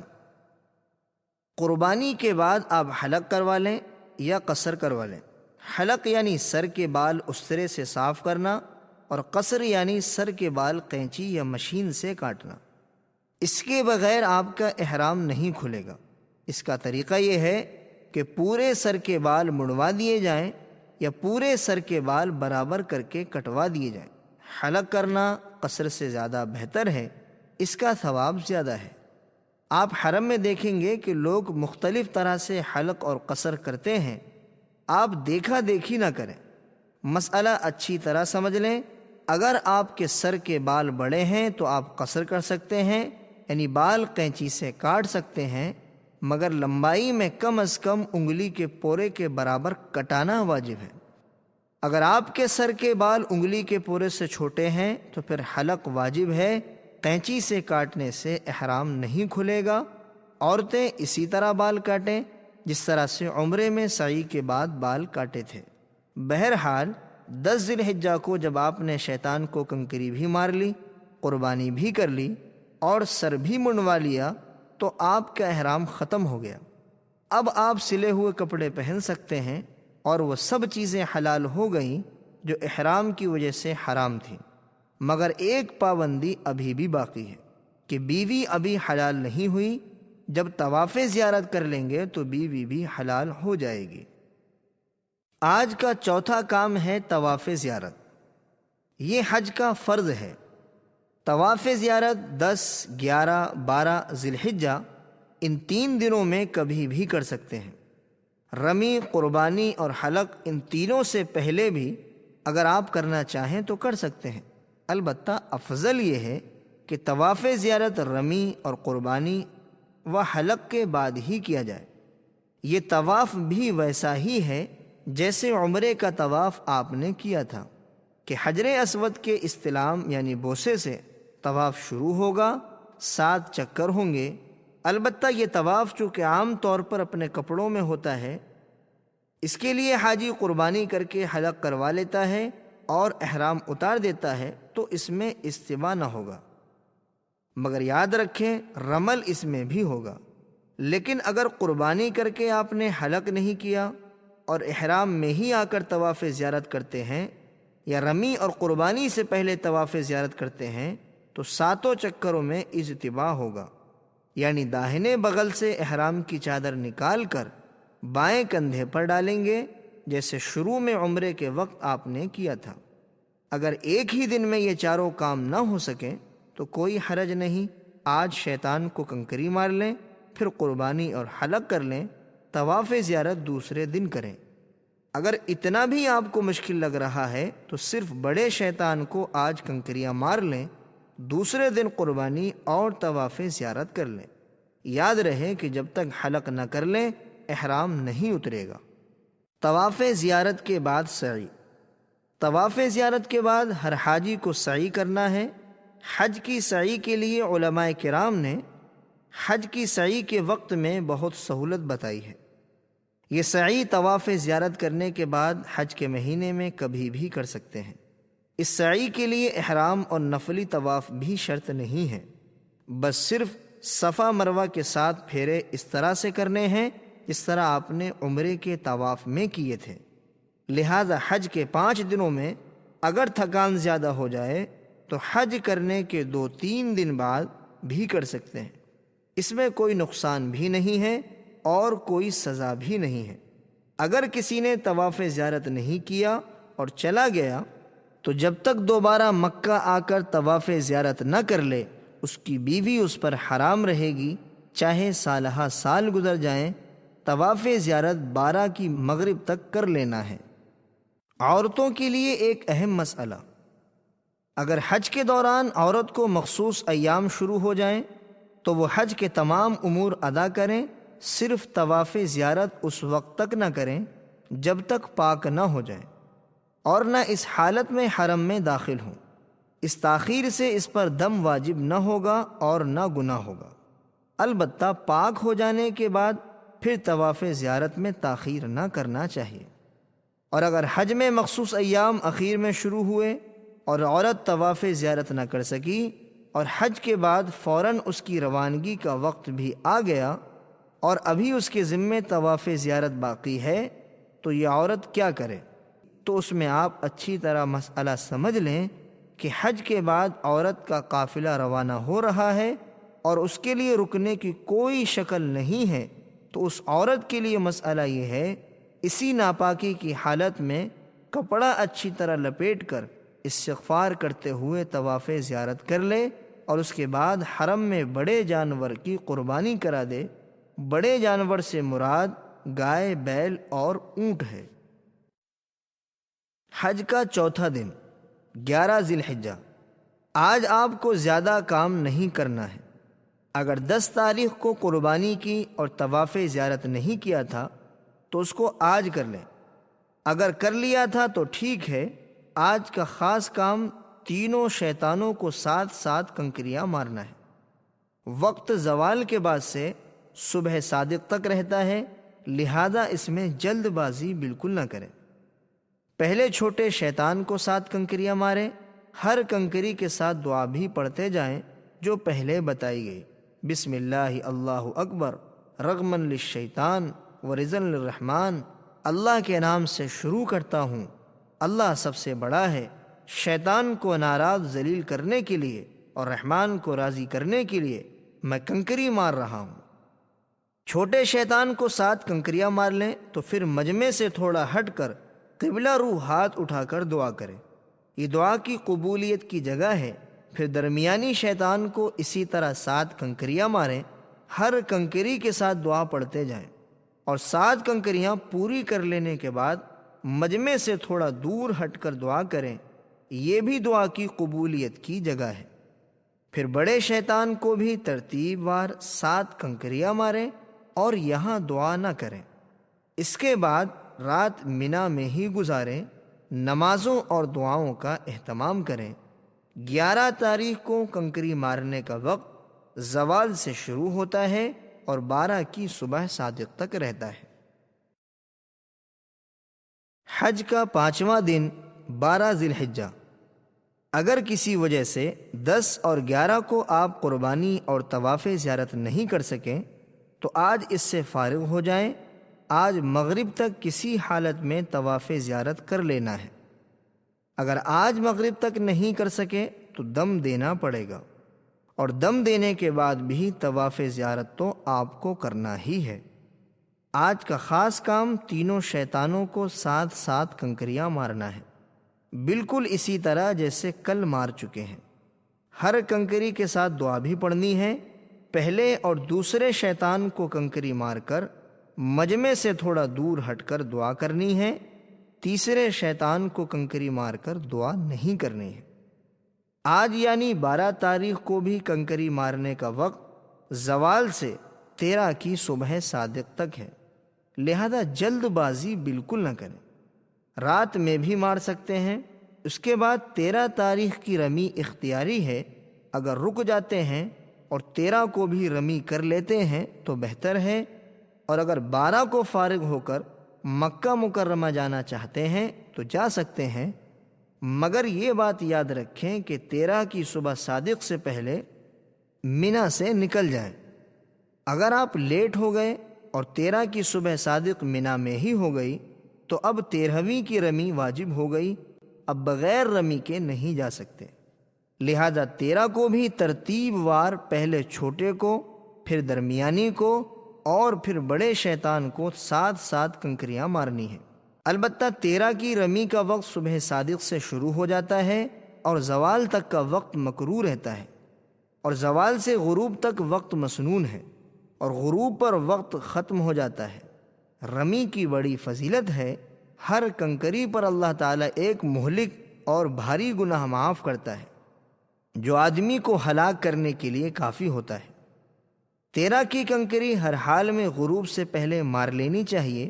اگر 13 کی رمی غروب سے پہلے نہیں کی تو حاجی کو دم دینا پڑے گا۔ اب ماشاءاللہ اللہ نے آپ کا حج پورا کرا دیا۔ اب آپ پر کوئی خاص کام باقی نہیں رہا، صرف ایک کام رہ گیا، وہ یہ کہ جب آپ مکہ مکرمہ سے رخصت ہوں گے تو آپ کو رخصتی طواف کرنا ہے، جس کو طواف وداع کہتے ہیں۔ وہ بھی صرف طواف ہے، اس میں سعی نہیں ہے۔ اس میں بھی سہولت ہے، بالکل نکلتے وقت اگر موقع نہیں مل سکا تو کوئی حرج نہیں ہے۔ حج کے بعد مکے میں جتنے دن رہیں گے تو اس میں آپ نفلی طواف تو کریں گے ہی، تو جو آخری طواف آپ نے کیا ہے وہ رخصتی کا طواف سمجھا جائے گا۔ لیکن اگر آپ کو پتہ ہے اور نکلنے کا وقت معلوم ہے اور موقع ہے تو آخری طواف دھیان کے ساتھ ضرور کر لیں۔ اب آپ کو جو دن مکہ مکرمہ میں رہنے کے لیے مل جائیں اس کو خوب غنیمت سمجھیں اور اللہ کا شکر ادا کریں کہ اللہ نے آپ کو یہ سعادت نصیب کی ہے۔ دن رات میں جتنا ہو سکے نفلی طواف کریں، نفلی عمرہ کریں، اپنے لیے، اپنے والدین کے لیے، محسنین کے لیے، رشتہ داروں کے لیے، پوری امت کے لیے، اور خوب دعائیں بھی کریں۔ نفلی نمازیں پڑھیں۔ بڑی مبارک جگہ ہے جہاں انبیاء علیہ السلام کے قدم پڑے ہیں۔ نبیوں کے سردار تاجدار مدینہ محمد رسول اللہ صلی اللہ علیہ وسلم کے مبارک قدم پڑے ہیں، اللہ والوں کے قدم پڑے ہیں۔ حجر اسود جنت کا پتھر ہے، اس کا بوسہ دیں، ملتزم سے چمٹ کر رو رو کر دعائیں کریں۔ حتیم جو خانہ کعبہ کا حصہ ہے اس میں نماز پڑھیں۔ محبت و عظمت سے اللہ کے گھر کو صرف دیکھتے ہی رہیں، کیا پتہ ان مبارک جگہوں پر پھر حاضری کی سعادت میسر آتی ہے یا نہیں۔ کتنے لوگ امیدیں لے کر دنیا سے چلے گئے اور موقع نہیں مل سکا، اور اللہ نے آپ کو سنہرا موقع دیا ہے، اس لیے اس کو خوب غنیمت سمجھیں اور اللہ کی رحمتوں اور نعمتوں کو جتنا لوٹ سکیں لوٹیں۔ مزے لوٹو کلیم اب بن پڑی ہے، مزے لوٹو کلیم اب بن پڑی ہے، بڑی اونچی جگہ قسمت لڑی ہے۔ مکہ مکرمہ کے کچھ تاریخی اور متبرک مقامات۔ جنت المعلی مکہ مکرمہ کا قبرستان ہے۔ یہ جنت البقیع یعنی مدینے کے قبرستان کے سوا تمام قبرستانوں سے افضل ہے۔ ہزاروں صحابہ کرام اور اولیاء اعظام اس قبرستان میں مدفون ہیں۔ حضور اکرم صلی اللہ علیہ وسلم کی پہلی بیوی حضرت خدیجۃ الکبریٰ رضی اللہ تعالی عنہا بھی اسی قبرستان میں مدفون ہیں، اس کی زیارت بھی مستحب ہے۔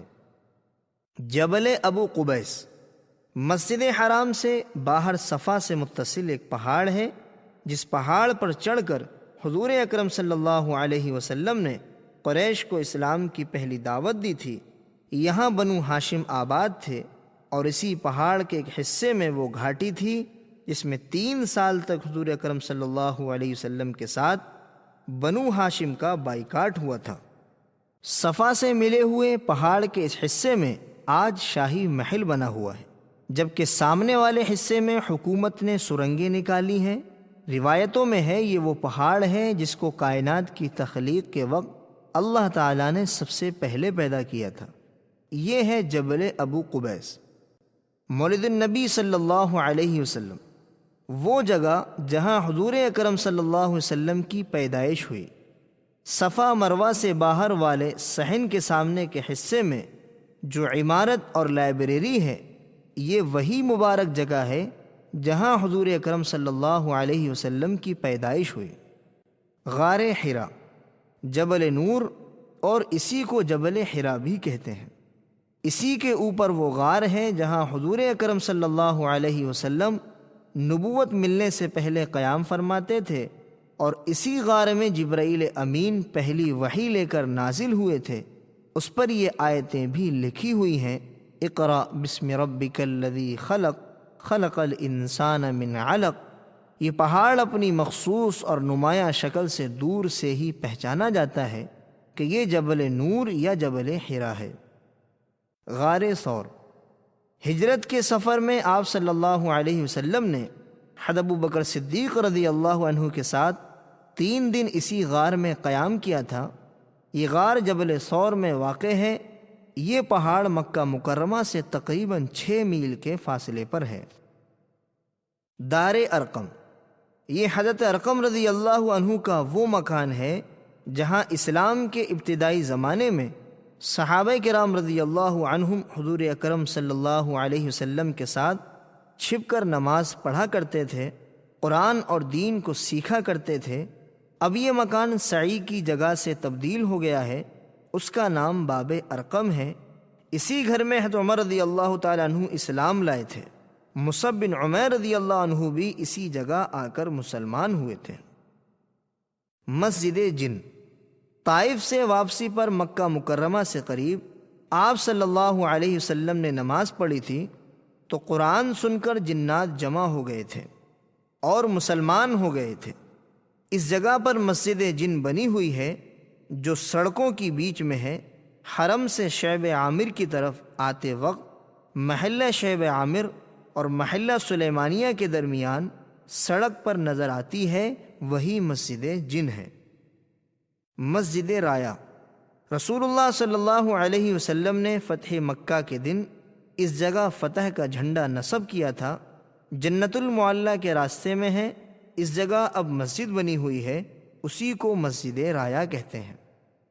مسجد تنعیم، جس جگہ سے حجۃ الوداع کے سفر میں حضرت عائشہ رضی اللہ عنہا نے احرام باندھ کر اپنے بھائی عبد الرحمن کے ساتھ عمرہ کیا تھا، اس جگہ اب مسجد بنی ہوئی ہے جس کو مسجد عائشہ کہتے ہیں۔ مکے سے شمال کی جانب 3 میل پر ہے۔ مسجد خیف، منا میں ایک بڑی مسجد ہے، کہتے ہیں کہ اس میں 70 انبیاء کرام مدفون ہیں۔ مسجد نمرہ، عرفات کے کنارے پر بڑی مسجد ہے جس کو مسجد نمرہ کہتے ہیں۔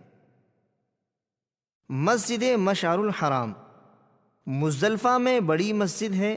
حجۃ الوداع کے سفر میں حضور اکرم صلی اللہ علیہ وسلم نے پوری رات ذکر و فکر اور عبادت میں اسی جگہ گزاری تھی، اب یہاں مسجد بنی ہوئی ہے۔ مسجد استراحہ، منا سے واپسی پر مکہ مکرمہ میں داخلے سے پہلے جو محلہ معبدہ ہے اسی علاقے میں ایک مسجد ہے۔ 13 ذی الحجہ کو حج سے واپسی پر رسول اللہ صلی اللہ علیہ وسلم نے ظہر اور عصر پڑھی تھی اور کچھ دیر آرام بھی کیا تھا، اسی لیے اس کو مسجد استراحہ کہتے ہیں۔ زیارت مدینہ منورہ۔ زیارت مدینہ منورہ الحمدللہ حج اور عمرے پر تفصیلی کلام ہو چکا۔ اب آپ کے سامنے زیارت مدینہ منورہ کے آداب ذکر کیے جاتے ہیں، آپ توجہ کے ساتھ پڑھیں، آپ توجہ کے ساتھ سنیں۔ حج کے بعد سب سے افضل اور سب سے بڑی سعادت سید الانبیاء رحمۃ للعالمین تاجدار مدینہ رسول مقبول صلی اللہ علیہ وسلم کے روضہ اقدس کی زیارت ہے۔ رسول اللہ صلی اللہ علیہ وسلم کی عظمت و محبت وہ چیز ہے جس کے بغیر ایمان ہی مکمل نہیں ہوتا۔ اس کا تقاضا ایمان والے کو بھی فطری طور پر ہونا چاہیے کہ دیار اقدس میں پہنچنے کے بعد روضہ اقدس کی زیارت کے بغیر واپس نہ ہو، اور اس پر مزید یہ کہ روضہ اقدس کے سامنے حاضر ہو کر درود و سلام کے بعد وہ عظیم انعامات اور ثمرات و برکات کا حاصل ہو جانا جو دور سے درود و سلام پڑھنے سے حاصل نہیں ہو سکتے۔ رسول اللہ صلی اللہ علیہ وسلم نے فرمایا، جس نے حج کیا پھر میری قبر کی زیارت میری وفات کے بعد کی تو گویا اس نے میری زندگی میں میری زیارت کی۔ ایک حدیث میں اللہ کے نبی صلی اللہ علیہ وسلم کا ارشاد ہے کہ جس نے میری قبر کی زیارت کی اس کے واسطے میری شفاعت واجب ہو گئی۔ ایک حدیث میں حضور اکرم صلی اللہ علیہ وسلم کا ارشاد ہے، جس نے بیت اللہ کا حج کیا اور میری زیارت نہ کی تو اس نے مجھ پر ظلم کیا۔ دیار حبیب کا سفر۔ جب مدینہ طیبہ کی طرف چلیں تو راستے میں کثرت سے درود شریف پڑھتے رہیں، اور محبت نبوی کو بیدار کرنے کے لیے اگر آپ کو ذوق ہو تو نعتیہ اشعار بھی خوب پڑھیں۔ یہ سفر آپ کا بس سے ہوگا۔ بسیں اور گاڑیاں چند گھنٹوں میں آپ کو مدینہ منورہ پہنچا دیں گی۔ آپ کو راستے میں کہیں غسل کرنے یا لباس بدلنے کا موقع نہیں ملے گا، اس لیے مناسب ہے کہ آپ مدینہ منورہ کی روانگی سے پہلے غسل کر لیں اور مدینہ طیبہ کی حاضری کی نیت سے اچھے کپڑے بدل لیں، خوشبو لگائیں، راستے میں خوب ذوق و شوق کے ساتھ درود و سلام پڑھتے رہیں۔ حرمین شریفین کے قیام میں خاص کر مدینہ منورہ میں 5 چیزوں کا خوب اہتمام کریں تاکہ یہ چیزیں ہمیشہ کے لیے آپ کی عادت بن جائیں۔ نمبر 1 گناہوں سے بچنا، نمبر 2 درود شریف کی کثرت، نمبر 3 اتباع سنت، نمبر 4 قرآن کی تلاوت، نمبر 5 دین کی دعوت۔ مدینہ طیبہ میں داخلہ۔ جب مدینہ طیبہ کی عمارتیں اور درخت نظر آنے لگیں تو ذوق و شوق کو بیدار کر کے خوب درود شریف پڑھیں، خشوع خضوع اور تواضع کی کیفیت پیدا کریں۔ جب مدینہ منورہ سے قریب ہونے لگیں تو اللہ تعالیٰ سے دعا کریں کہ اے اللہ، یہ تیرے حبیب کا شہر ہے اور تیرے حبیب نے تیرے حکم سے اس کو حرم قرار دیا ہے، اس میں میرے داخلے اور میری حاضری کو ہر قسم کے عذاب سے امان کا ذریعہ بنا، اور مدینے میں داخلے کے وقت اللہ کی طرف متوجہ ہو کر خشوع خضوع کے ساتھ یہ دعا پڑھیں۔ بسم اللہ ما شاء اللہ لا حول ولا قوة الا باللہ رب ادخلنی مدخل صدق واخرجنی مخرج صدق واجعل لی من لدنک سلطانا نصیرا۔ اے پروردگار، مجھے صحیح طور پر داخل کیجیے اور صحیح طور پر نکالیے، اور اپنی طرف سے میرے لیے مددگار بنا دیجیے۔ پھر چلتے چلتے دعا کریں، اے اللہ، جس کرم سے تو نے مجھے یہ دن دکھایا ہے کہ میں تیرے حبیب کے محبوب شہر میں داخل ہو رہا ہوں، اسی کرم سے تو مجھے یہاں کی خاص برکتیں عطا فرما اور ان تمام باتوں سے میری حفاظت فرما جو ان برکتوں سے محرومی کا ذریعہ ہوں۔ مسجد نبوی میں حاضری۔ مدینہ منورہ میں بھی بسیں آپ کو آپ کی بلڈنگ تک پہنچا دیں گی۔ سامان ترتیب سے رکھ کر، ضروریات سے فارغ ہو کر، وضو یا غسل کر کے، کپڑے بدل کر سب سے پہلے مسجد نبوی میں حاضر ہوں۔ یہاں بھی یہ بات دھیان میں رکھیں کہ اگر آپ پر تھکان زیادہ ہو تو آرام کر کے حشاش بشاش ہو کر پھر مسجد نبوی میں حاضر ہوں۔ مسجد میں جب داخل ہوں تو داہنے پیر سے داخل ہوتے ہوئے یہ دعا پڑھیں، بسم اللہ والصلاة والسلام علی رسول اللہ، اللہم اغفر لی ذنوبی وافتح لی ابواب رحمتک، نویت سنت الاعتکاف۔ سب سے پہلے مسجد کے اس حصے میں جائیں جو روضہ اقدس اور ممبر شریف کے درمیان ہے، جس کے متعلق خود حضور اکرم صلی اللہ علیہ وسلم نے روضۃ من ریاض الجنہ فرمایا ہے، یعنی یہ جنت کی کیاریوں میں سے ایک کیاری ہے۔ ریاض الجنہ کی پہچان کے لیے سفید قالین بچھا ہوا ہے۔ یہاں پہنچ کر سب سے پہلے 2 رکعت تحیۃ المسجد ادا کریں۔ تحیۃ المسجد داخل ہوتے ہی ادا کریں تو اچھا ہے۔ تحیۃ المسجد کے بعد اللہ تعالیٰ کا بہت شکر ادا کریں۔ آپ بہت اونچی جگہ پہنچے ہیں، جتنا شکر ادا کریں کم ہے۔ علماء نے لکھا ہے کہ اس موقع پر سجدہ شکر بھی کر لیں، پھر اللہ تعالیٰ سے خوب دعائیں کریں۔ مسجد نبوی میں داخل ہونے کے بعد اگر ریاض الجنہ کا حصہ بہت دور نظر آ رہا ہو یا وہاں بھیڑ بہت زیادہ ہو تو آپ تحیۃ المسجد کی نماز پوری مسجد میں کہیں بھی ادا کر سکتے ہیں۔ مسجد نبوی کے ستون اور ریاض الجنہ۔ ریاض الجنہ میں سفید سنگ مرمر کے 7 اہم ستون ہیں جن کو استوانہ کہا جاتا ہے۔ یہ قبولیت دعا کی خاص جگہیں ہیں۔ پہلا ستون محراب سے متصل ہے، جس کو استوانہ حنانہ یا مخلقہ کہتے ہیں۔ اس ستون سے سہارا لے کر رسول اللہ صلی اللہ علیہ وسلم خطبہ دیا کرتے تھے۔ دوسرا ستون محراب کی بائیں جانب ہے، جس کو استوانہ عائشہ کہتے ہیں۔ اس جگہ کے بارے میں حضور اکرم صلی اللہ علیہ وسلم کے ارشاد ہے، اگر میں اس کی فضیلت لوگوں کو بتا دوں تو لوگ یہاں نماز کے لیے قرآن اندازی کرنے لگیں گے۔ اس جگہ کی نشاندہی حضرت عائشہ رضی اللہ تعالی عنہا نے کی تھی، اس لیے اس کو استوانہ عائشہ کہتے ہیں۔ استوانہ عائشہ کی بائیں جانب استوانہ ابو لبابہ ہے۔ اس جگہ حضرت ابو لبابہ رضی اللہ عنہ نے ایک غلطی کی وجہ سے خود کو ستون سے باندھ لیا تھا، پھر ان کی توبہ قبول ہونے پر خود حضور اکرم صلی اللہ علیہ وسلم نے آ کر آپ کو کھولا تھا اور فرمایا تھا کہ اب قیامت تک کوئی بھی آدمی اس ستون کے پاس آ کر کھڑے ہو کر توبہ کرے گا یا صلاۃ التوبہ پڑھے گا تو اللہ تعالیٰ ابو لبابہ کی توبہ کی برکت سے اس کی توبہ بھی قبول فرمائیں گے۔ روضہ اقدس کی جالی میں 3 ستون ہیں، آدھے جالی کے باہر ریاض الجنہ میں اور آدھے جالی کے اندر کے حصے میں ہیں۔ ان تمام ستونوں پر نام لکھا ہوا ہے۔ پہلا استوانہ سریر ہے، یہاں پر آپ صلی اللہ علیہ وسلم اعتکاف کی حالت میں چٹائی پر اعتکاف فرماتے تھے۔ اس کے قریب دوسرا استوانہ حرص ہے، یہاں صحابہ کرام رضی اللہ تعالی عنہم شروع زمانے میں رات کو آپ صلی اللہ علیہ وسلم کی حجرہ مقدسہ کی نگرانی کرتے تھے۔ اس کے قریب ہی استوانہ وفود ہے، یہاں پر آپ صلی اللہ علیہ وسلم باہر سے آنے والوں کے ساتھ بات چیت کرتے، معاہدہ کرتے اور دین سکھایا کرتے تھے۔ اور اسی میں ایک ستون اور ہے جس کو استوانہ جبرائیل کہتے ہیں۔ یہاں عموماً نبی کریم صلی اللہ علیہ وسلم کی حضرت جبرائیل علیہ السلام سے ملاقات ہوتی تھی۔ یہ 7 ستون اور ریاض الجنہ کا پورا حصہ قبولیت دعا کے لیے خاص جگہیں ہیں، اور یہاں نمازیں ادا کرنا زیادہ ثواب کا باعث ہے۔ لہذا جب موقع ملے، جتنا موقع ملے، آپ ریاض الجنہ کے اندر کے حصے میں نمازیں ادا کریں۔ روزہ اطہر پر درود و سلام۔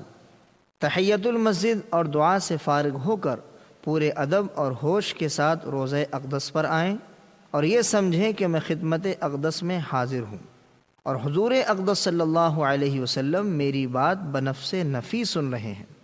ہلکی آواز سے سلام عرض کریں۔ جالی میں پیتل کے 3 حلقے یعنی دائرے بنے ہوئے ہیں، ان میں سے جو بڑا ہے وہ حضور اقدس صلی اللہ علیہ وسلم کے چہرے انور کے سامنے ہے، اور دوسرے دائرے کے برابر میں حضرت ابو بکر صدیق رضی اللہ عنہ ہیں، اور تیسرے حلقے کے برابر میں حضرت عمر فاروق رضی اللہ تعالی عنہ ہیں۔ ان حلقوں کے سامنے کھڑے ہو کر سلام پیش کرنا ہے، تینوں الگ الگ دروازوں کے سامنے کھڑے ہو کر نہیں، بلکہ ان حلقوں کے سامنے۔ یہ دھیان رکھیں کہ بھیڑ یہاں زیادہ ہوتی ہے تو کسی کو تکلیف نہ پہنچے، اس کا خاص خیال رکھیں۔ نہایت ادب کے ساتھ، تواضع کے ساتھ، نگاہ جھکاتے ہوئے مختصر طور پر یوں سلام عرض کریں: الصلاۃ والسلام علیک یا رسول اللہ، الصلاۃ والسلام علیک یا حبیب اللہ، الصلاۃ والسلام علیک یا خیر خلق اللہ، الصلاۃ والسلام علیک یا سید ولد آدم۔ اس کے بعد جن دوستوں، بزرگوں نے، عزیزوں نے آپ سے سلام کی فرمائش کی ہے اور بعض سے آپ نے وعدہ بھی کر لیا ہے، ان کا سلام حضور اکرم صلی اللہ علیہ وسلم کو پہنچائیں۔ نام یاد ہو تو نام لے کر یا سب کی طرف سے یوں کہیں کہ یا رسول اللہ، اللہ پر اور آپ کی رسالت پر ایمان رکھنے والے اور آپ کا نام لینے والے چند بزرگوں اور عزیزوں نے آپ پر سلام عرض کیا ہے، آپ ان کا سلام قبول فرمائیے۔ حاجی صاحبان کو یہ مشورہ دیا جاتا ہے کہ وہ حضور اکرم صلی اللہ علیہ وسلم کی روضہ اقدس کے سامنے یا قبلے کی دیوار سے لگ کر بالکل پیچھے کھڑے ہو جائیں اور وہیں کھڑے کھڑے بہت ہی دھیمی آواز میں سلام پیش کریں، اور دوسروں کا بھی سلام وہیں کھڑے کھڑے پہنچا دیں، اور وہیں پہ ایک قدم دائیں جانب ہٹ کر حضرت ابو بکر رضی اللہ عنہ اور مزید ایک قدم ہٹ کر حضرت عمر رضی اللہ عنہ پر بھی سلام پیش کر دیں۔ علماء فرماتے ہیں کہ جب حضور پاک صلی اللہ علیہ وسلم کے روضہ اقدس کے سامنے کھڑے ہوں تو اس یقین کے ساتھ کھڑے ہوں کہ آپ صلی اللہ علیہ وسلم اپنی قبر میں آرام فرما رہے ہیں اور ہر آنے والے کو جانتے ہیں، اور سلام کرنے والے کا جواب آپ بنفس نفیس خود دیتے ہیں۔ اس لیے اس یقین کے ساتھ حاجی صاحبان کو یہاں پر کھڑے ہو کر بہت آہستہ آواز میں گواہی دینی چاہیے، یعنی اس طرح کہے: یا رسول اللہ صلی اللہ علیہ وسلم، میں آپ کو گواہ بنا کر کہتا ہوں، اشہد ان لا الہ الا اللہ و اشہد ان محمدًا عبدہ و رسولہ۔ علماء فرماتے ہیں کہ حشر کے میدان میں اللہ کے سامنے یہ گواہی لوٹائیں گے اور فرمائیں گے کہ یا اللہ، اس نے میرے سامنے کلمہ پڑھا تھا اور یہ مسلمان ہے، اور جو یہ گواہی کئی بار دے دے تو آپ صلی اللہ علیہ وسلم فرمائیں گے کہ اے اللہ، اس نے میرے سامنے کئی مرتبہ کلمہ پڑھا تھا، اور جس کی گواہی رسول اللہ صلی اللہ علیہ وسلم دے دیں تو انشاءاللہ اس کا تو بیڑا پار ہے۔ حضرت ابو بکر صدیق رضی اللہ تعالی عنہ پر سلام۔ حضور اکرم صلی اللہ علیہ وسلم پر صلاۃ و سلام سے فارغ ہو کر ایک ہاتھ کے بقدر دائیں طرف آگے بڑھ کر دوسرے حلقے کے پاس آ جائیں اور حضرت ابو بکر صدیق رضی اللہ تعالی عنہ پر اس طرح سلام پیش کریں: السلام علیک یا خلیفۃ رسول اللہ، ثانیہ فی الغار و رفیقہ فی الاسفار و امینہ علی الاسرار، ابا بکر صدیق رضی اللہ تعالی عنہ، جزاک اللہ عن امت محمد خیرا۔ آپ پر سلام ہو اے اللہ کے رسول کے خلیفہ، غار میں آپ کے ساتھی، سفروں میں آپ کے رفیق، آپ کے رازوں کے امین ابو بکر صدیق رضی اللہ عنہ، آپ پر سلام ہو۔ اللہ تعالیٰ آپ کو امت محمدیہ کی طرف سے بہترین جزا عطا فرمائے۔ پھر جن لوگوں نے سلام کہا ہو ان کا سلام پہنچا دیں۔ حضرت عمر فاروق رضی اللہ عنہ پر سلام۔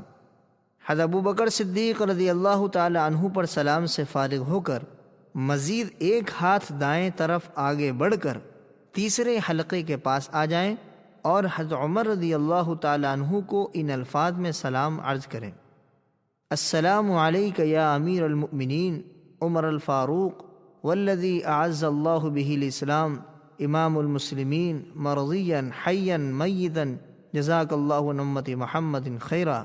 اے امیر المؤمنین عمر فاروق، آپ پر سلام ہو جن کے ذریعے اللہ نے اسلام کو غلبہ عطا فرمایا۔ اے مسلمانوں کے امام، زندگی اور موت میں اللہ کے پسندیدہ، اللہ تعالیٰ آپ کو امت محمدیہ کی طرف سے بہترین جزا عطا فرمائے۔ سلام پڑھنے کے بعد جن لوگوں نے آپ کو سلام کہا ہو ان کا سلام پہنچا دیں۔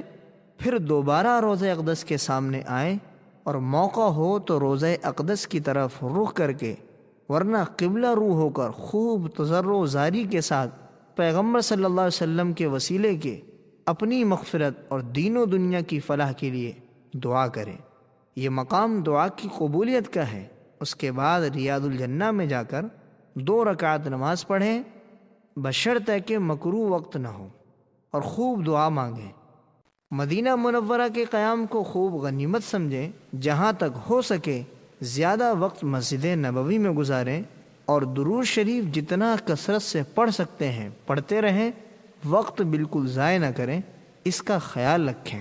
زیارت جنت البقیع۔ مدینہ طیبہ میں مسجد نبوی اور روضہ اقدس کے بعد سب سے اہم مقام وہاں کا قدیم قبرستان جنت البقیع ہے، جو مسجد نبوی سے بالکل ملا ہوا ہے۔ اس میں 10,000 سے زیادہ صحابہ کرام رضی اللہ عنہم مدفون ہیں۔ خود رسول اللہ صلی اللہ علیہ وسلم نے کتنے مرنے والوں کو اپنے ہاتھ سے اس میں دفن کیا ہے۔ آپ صلی اللہ علیہ وسلم کی اکثر بیویاں اور بیٹیاں اور اہل بیت کے بہت سے ممتاز افراد اور کتنے ہی جلیل القدر صحابہ، پھر بے شمار تابعین اور تبعی تابعین اور بعد کی ان گنت ائمہ اعظام اور اولیاء کرام اس میں آرام کر رہے ہیں۔ اسی قبرستان میں حضرت فاطمہ رضی اللہ تعالی عنہ، حضرت عباس رضی اللہ تعالی عنہ، حضرت حسن رضی اللہ تعالی عنہ بھی مدفون ہیں۔ حضور صلی اللہ علیہ وسلم کی اکثر بیویاں حضرت عائشہ صدیقہ رضی اللہ تعالی عنہ، حضرت سودا رضی اللہ تعالی عنہ، حضرت زینب بنت جحش رضی اللہ تعالی عنہ، حضرت زینت بنت خزیمہ رضی اللہ تعالی عنہ، ام سلمہ رضی اللہ تعالی عنہ، حضرت حفصہ رضی اللہ تعالی عنہ، حضرت ام حبیبہ رضی اللہ تعالی عنہ اور حضرت جویریہ رضی اللہ تعالی عنہ، یہ سب کی سب اسی قبرستان میں مدفون ہیں۔ اسی قبرستان میں سیدنا عثمان غنی رضی اللہ تعالی عنہ بھی مدفون ہیں۔ اسی قبرستان میں حضرت حلیمہ سعدیہ رضی اللہ تعالی عنہ بھی مدفون ہیں، جو حضور اکرم صلی اللہ علیہ وسلم کی رضائی ماں ہیں۔ اسی قبرستان میں ابو سعید خدری رضی اللہ تعالی عنہ بھی ہیں۔ اس قبرستان میں جتنے لوگ مدفون ہیں ان میں سب سے اونچا اور بڑا مقام حضرت عثمان غنی رضی اللہ تعالی عنہ کا ہے۔ کہنے والوں نے کہا ہے، دفن ہوگا نہ کہیں ایسا خزانہ ہرگز۔ لہذا حسب موقع جنت البقیع کی بھی زیارت کرتے رہیں، ان میں مدفون تمام لوگوں کے لیے اور اپنے لیے دعائیں کرتے رہیں۔ عموماً اشراق کے وقت اور عصر کے بعد اس کا دروازہ کھلتا ہے۔ حضور اکرم صلی اللہ علیہ وسلم نے فرمایا، حدیث پاک کا مفہوم ہے کہ بقیع کے سردار عثمان غنی رضی اللہ تعالیٰ عنہ ہیں۔ جب تم بقیع میں آؤ تو سب سے پہلے حضرت عثمان رضی اللہ عنہ کی قبر پر آؤ۔ قیامت کے دن سب سے پہلے اسی قبرستان کے لوگ اٹھیں گے۔ حضور صلی اللہ علیہ وسلم نے ارشاد فرمایا، سب سے پہلے میری قبر پھٹے گی، میں اٹھوں گا، اور میرے ساتھ حضرت ابو بکر اور عمر اور حضرت عیسیٰ علیہ السلام اٹھیں گے۔ اس کے بعد بقیع قبرستان والے اٹھیں گے۔ یہ قبرستان دنیا کے سارے قبرستانوں میں افضل ہے۔ قبرستان کے اعمال۔ پہلا عمل، دنیا کے کسی بھی قبرستان میں جا کر کوئی شخص 1 مرتبہ سورہ فاتحہ، 1 مرتبہ سورہ تکاثر، 1 مرتبہ سورہ اخلاص پڑھ کر اللہ سے دعا کرتا ہے کہ اے اللہ اس کا ثواب قبر والوں کو عطا فرما، تو حشر کے میدان میں یہ سارے قبر والے اللہ سے گزارش کریں گے کہ اے اللہ تو اس پڑھنے والے کی مغفرت کر دے۔ اور جب سارے بقیع والے آپ کی مغفرت کی دعا کریں گے تو انشاءاللہ اللہ آپ کی مغفرت ضرور فرمائیں گے۔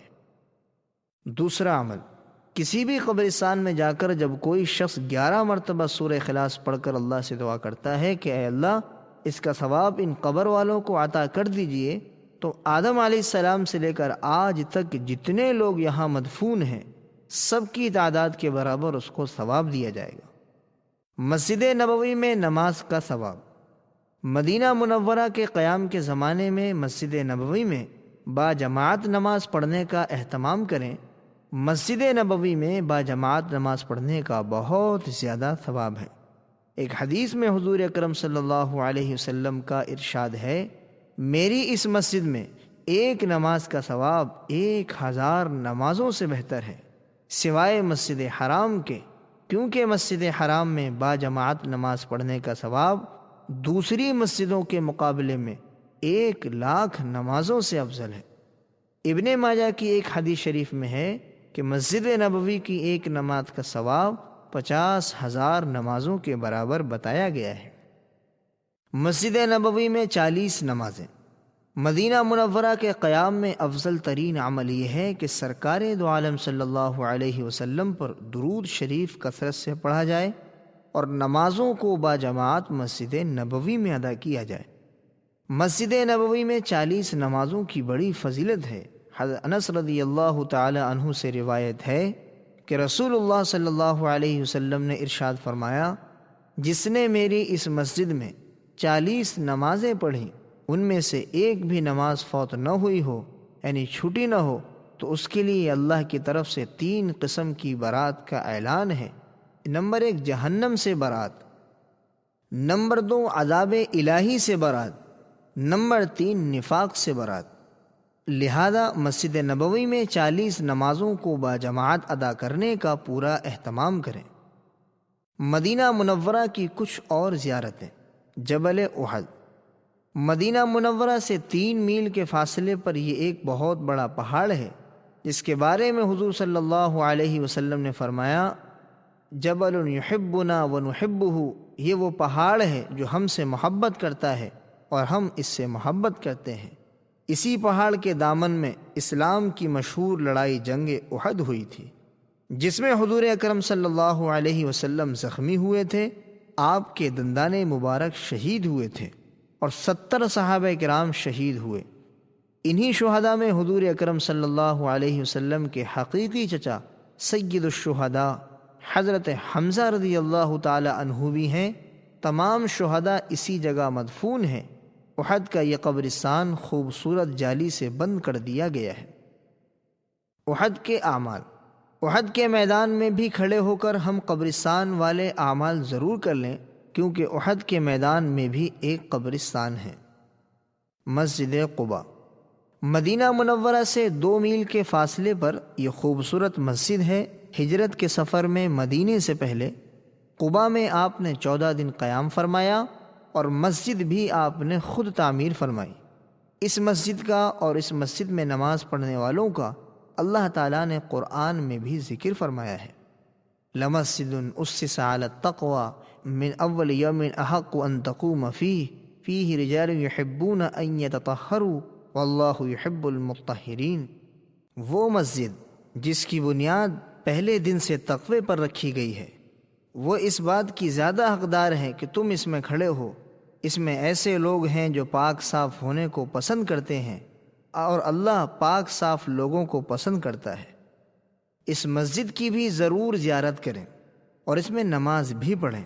روایتوں میں ہے کہ ہر سنیچر کے دن حضور اکرم صلی اللہ علیہ وسلم کبھی پیدل کبھی سواری پر مسجد قباء میں تشریف لاتے تھے۔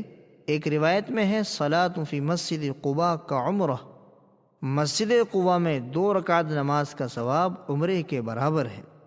لہٰذا یہاں بھی حاضری دیں اور نماز پڑھ کر یہ شرف حاصل کریں۔ مسجد جمعہ، ہجرت کے سفر میں قباء سے جب مدینہ کی طرف آپ روانہ ہوئے تو جمعے کا دن تھا۔ راستے میں بنو سالم کا محلہ پڑتا تھا، وہاں رک کر آپ نے جمعہ ادا کیا۔ یہ اسلام کا پہلا جمعہ تھا۔ اس جگہ اب خوبصورت مسجد بنی ہوئی ہے۔ مسجد قبلتین، وادی عقیق کے قریب ایک ٹیلے پر یہ مسجد ہے۔ اس میں 2 محرابیں بنی ہوئی ہیں، ایک بیت المقدس کی طرف اور ایک کعبۃ اللہ کی طرف۔ ہجرت کے بعد رسول اللہ صلی اللہ علیہ وسلم نے اور صحابہ کرام نے 17 مہینے تک بیت المقدس کی طرف رخ کر کے نماز پڑھی، مگر آپ کا قلبی رجحان بیت اللہ کی طرف رخ کرنا تھا، اس لیے بار بار آپ کی نگاہیں آسمان کی طرف اٹھتی تھیں۔ اللہ نے فرمایا، میرے محبوب، قد نرا تقلب وجہک فی السماء فلنولینک قبلۃ ترضاها، میرے محبوب، آپ کے چہرے کو بار بار آسمان کی طرف اٹھنے کو ہم دیکھ رہے ہیں، ہم عنقریب آپ کا رخ اس قبلے کی طرف کر دیں گے جس کی آپ کو دلی آرزو ہے۔ پھر ایک مرتبہ عین نماز میں حکم آ گیا، فولی وجہک شطر المسجد الحرام، میرے محبوب، اپنا چہرہ مسجد حرام کی طرف پھیر دیجیے۔ تو آپ نماز میں ہی بیت اللہ کی طرف گھوم گئے۔ اس لیے اس میں 2 محرابیں بنی ہوئی ہیں۔ مسجد اجابہ جنت البقیع سے شمال کی جانب ہے۔ یہ مسجد آبادی کے درمیان واقع ہے۔ اس کو مسجد بنو معاویہ بھی کہا جاتا ہے، کیونکہ کبھی یہاں بنو معاویہ رہا کرتے تھے۔ ایک دن رسول اللہ صلی اللہ علیہ وسلم نے اس میں نماز پڑھی اور دیر تک دعا کی۔ اس کے بعد فرمایا، میں نے اپنے رب سے 3 دعائیں کی، ایک یہ کہ میری امت قحط سالی سے ہلاک نہ ہو، دوسری یہ کہ میری امت اجتماعی طور پر غرق نہ ہو، یہ 2 دعائیں قبول ہوئیں، تیسری یہ کہ ان کے آپس میں اختلافات اور لڑائی جھگڑے نہ ہو، یہ دعا قبول نہیں ہوئی۔ مدینہ منورہ سے واپسی۔ مدینہ منورہ کا قیام جب پورا ہو جائے اور واپسی کا وقت آ جائے تو یقیناً وہ وقت ایک ایمان والے کے لیے ایک سانحے سے کم نہ ہوگا۔ اس دن آپ خاص اہتمام سے رخصتی ہی کے لیے روضہ اقدس پر حاضر ہوں۔ پہلے 2 رکعت ریاض الجنہ میں پڑھ کر خوب دعائیں کریں۔ اپنی دعاؤں میں یہ ضرور کہیں کہ اے اللہ، تیرے محبوب رسول اور ان کی اس مسجد اور ان کے اس شہر اور شہر والوں کے حقوق و آداب کی ادائیگی میں جو کوتاہیاں مجھ سے ہوئیں ان کو اپنے خاص کرم سے معاف فرما، اور میری یہ حاضری آخری حاضری نہ ہو، اس کے بعد بھی یہاں کی حاضری کی توفیق دے۔ قیامت کے دن اپنے رسول کی شفاعت اور آپ کا قرب نصیب فرما۔ پھر روضہ اقدس پہ حاضر ہو کر صلاۃ و سلام پیش کریں، استغفار و شفاعت کی پھر درخواست کریں، اور اس کی کوشش کریں کہ رخصت کے وقت کچھ آنسو ضرور نکل جائیں، کہ یہ قبولیت کی علامت میں سے ہے۔ پھر رونا نہ آئے تو رونے والوں کی سی صورت بنائیں، اور چلتے وقت ہو سکے تو کچھ صدقہ کریں، اور واپسی میں سفر کے آداب کی رعایت کے ساتھ واپس ہوں۔ اٹھ کے ثاقب گو چلا آیا ہوں اس کی بزم سے، اٹھ کے ثاقب گو چلا آیا ہوں اس کی بزم سے، دل کی تسکین کا مگر ساما اسی محفل میں ہے۔ حجاج کرام سے آخری گزارش۔ اب الحمدللہ حج، عمرہ اور زیارت مدینہ منورہ پر تفصیلی بیان پورا ہوا۔ آپ حضرات اپنے سفر میں معتبر علماء کرام کی کچھ کتابیں بھی ضرور رکھیں، تاکہ دوران سفر آپ استفادہ کر سکیں، فائدہ اٹھا سکیں۔ دوران سفر کوئی مسئلہ اگر حج، عمرہ یا زیارت میں پیش آ جائے تو علماء کرام سے ضرور پوچھیں۔ اگر وہاں کوئی نہ ملے تو اپنے یہاں کے 1-2 علماء کرام کے نمبر بھی ضرور اپنے پاس رکھیں، تاکہ ضرورت کے وقت رجوع کر سکیں۔ اس کے علاوہ اس سفر میں دین کی بنیادی اور ضروری باتیں سیکھنے کا بھی خاص اہتمام کریں۔ آپ کو ماشاءاللہ کافی وقت ملے گا، اس میں آپ بہت کچھ سیکھ سکتے ہیں۔ آسانی کے لیے اسی پروگرام کے ساتھ ایک چھوٹی سی کتاب پاکٹ سائز کی مختصر دینیات اردو یا انگلش میں اپنے پاس رکھیں، جس میں دین کی بہت ضروری اور بنیادی باتیں لکھی ہوئی ہیں، جن کا سیکھنا ہر مسلمان پر فرض ہے۔ اس سفر میں اپنی زندگی کو بدلنے کا پکا عزم بھی کر لیں اور اللہ تعالیٰ سے اس کی دعا بھی کریں۔ ہر کام کو سنت کے مطابق کرنے کی عادت ڈالیں اور کوشش کریں کہ آپ کا یہ حج مبرور ہو جائے۔ حدیث شریف میں ہے، الحج المبرور لیس لہ جزاء الا الجنہ، حج مبرور کا بدلہ سوائے جنت کے کچھ نہیں ہے۔ حج مبرور کس کو کہتے ہیں؟ اس کی تشریح میں علماء کے بہت سارے اقوال ہیں۔ ان میں ایک قول حسن بصری رحمۃ اللہ علیہ کا بھی ہے۔ وہ فرماتے ہیں کہ حج مبرور اس حج کو کہتے ہیں جس حج کے بعد حاجی کی زندگی میں تبدیلی آ جائے، زندگی نیک اور صالح اعمال میں گزرنے لگے۔ اخیر میں تمام حجاج کرام سے مؤدبانہ درخواست کی جا رہی ہے کہ اس مبارک سفر میں اپنی دعاؤں میں ہمارے ادارے دینیات کو اور اس کے تمام اراکین کو بھی شامل کر لیں، اور پوری امت کے لیے بھی دعائیں کریں۔ اللہ تعالیٰ آپ کے اس سفر کو آسان فرمائے اور قبول فرمائے۔ وآخر الدعوانا ان الحمد للہ رب العالمین۔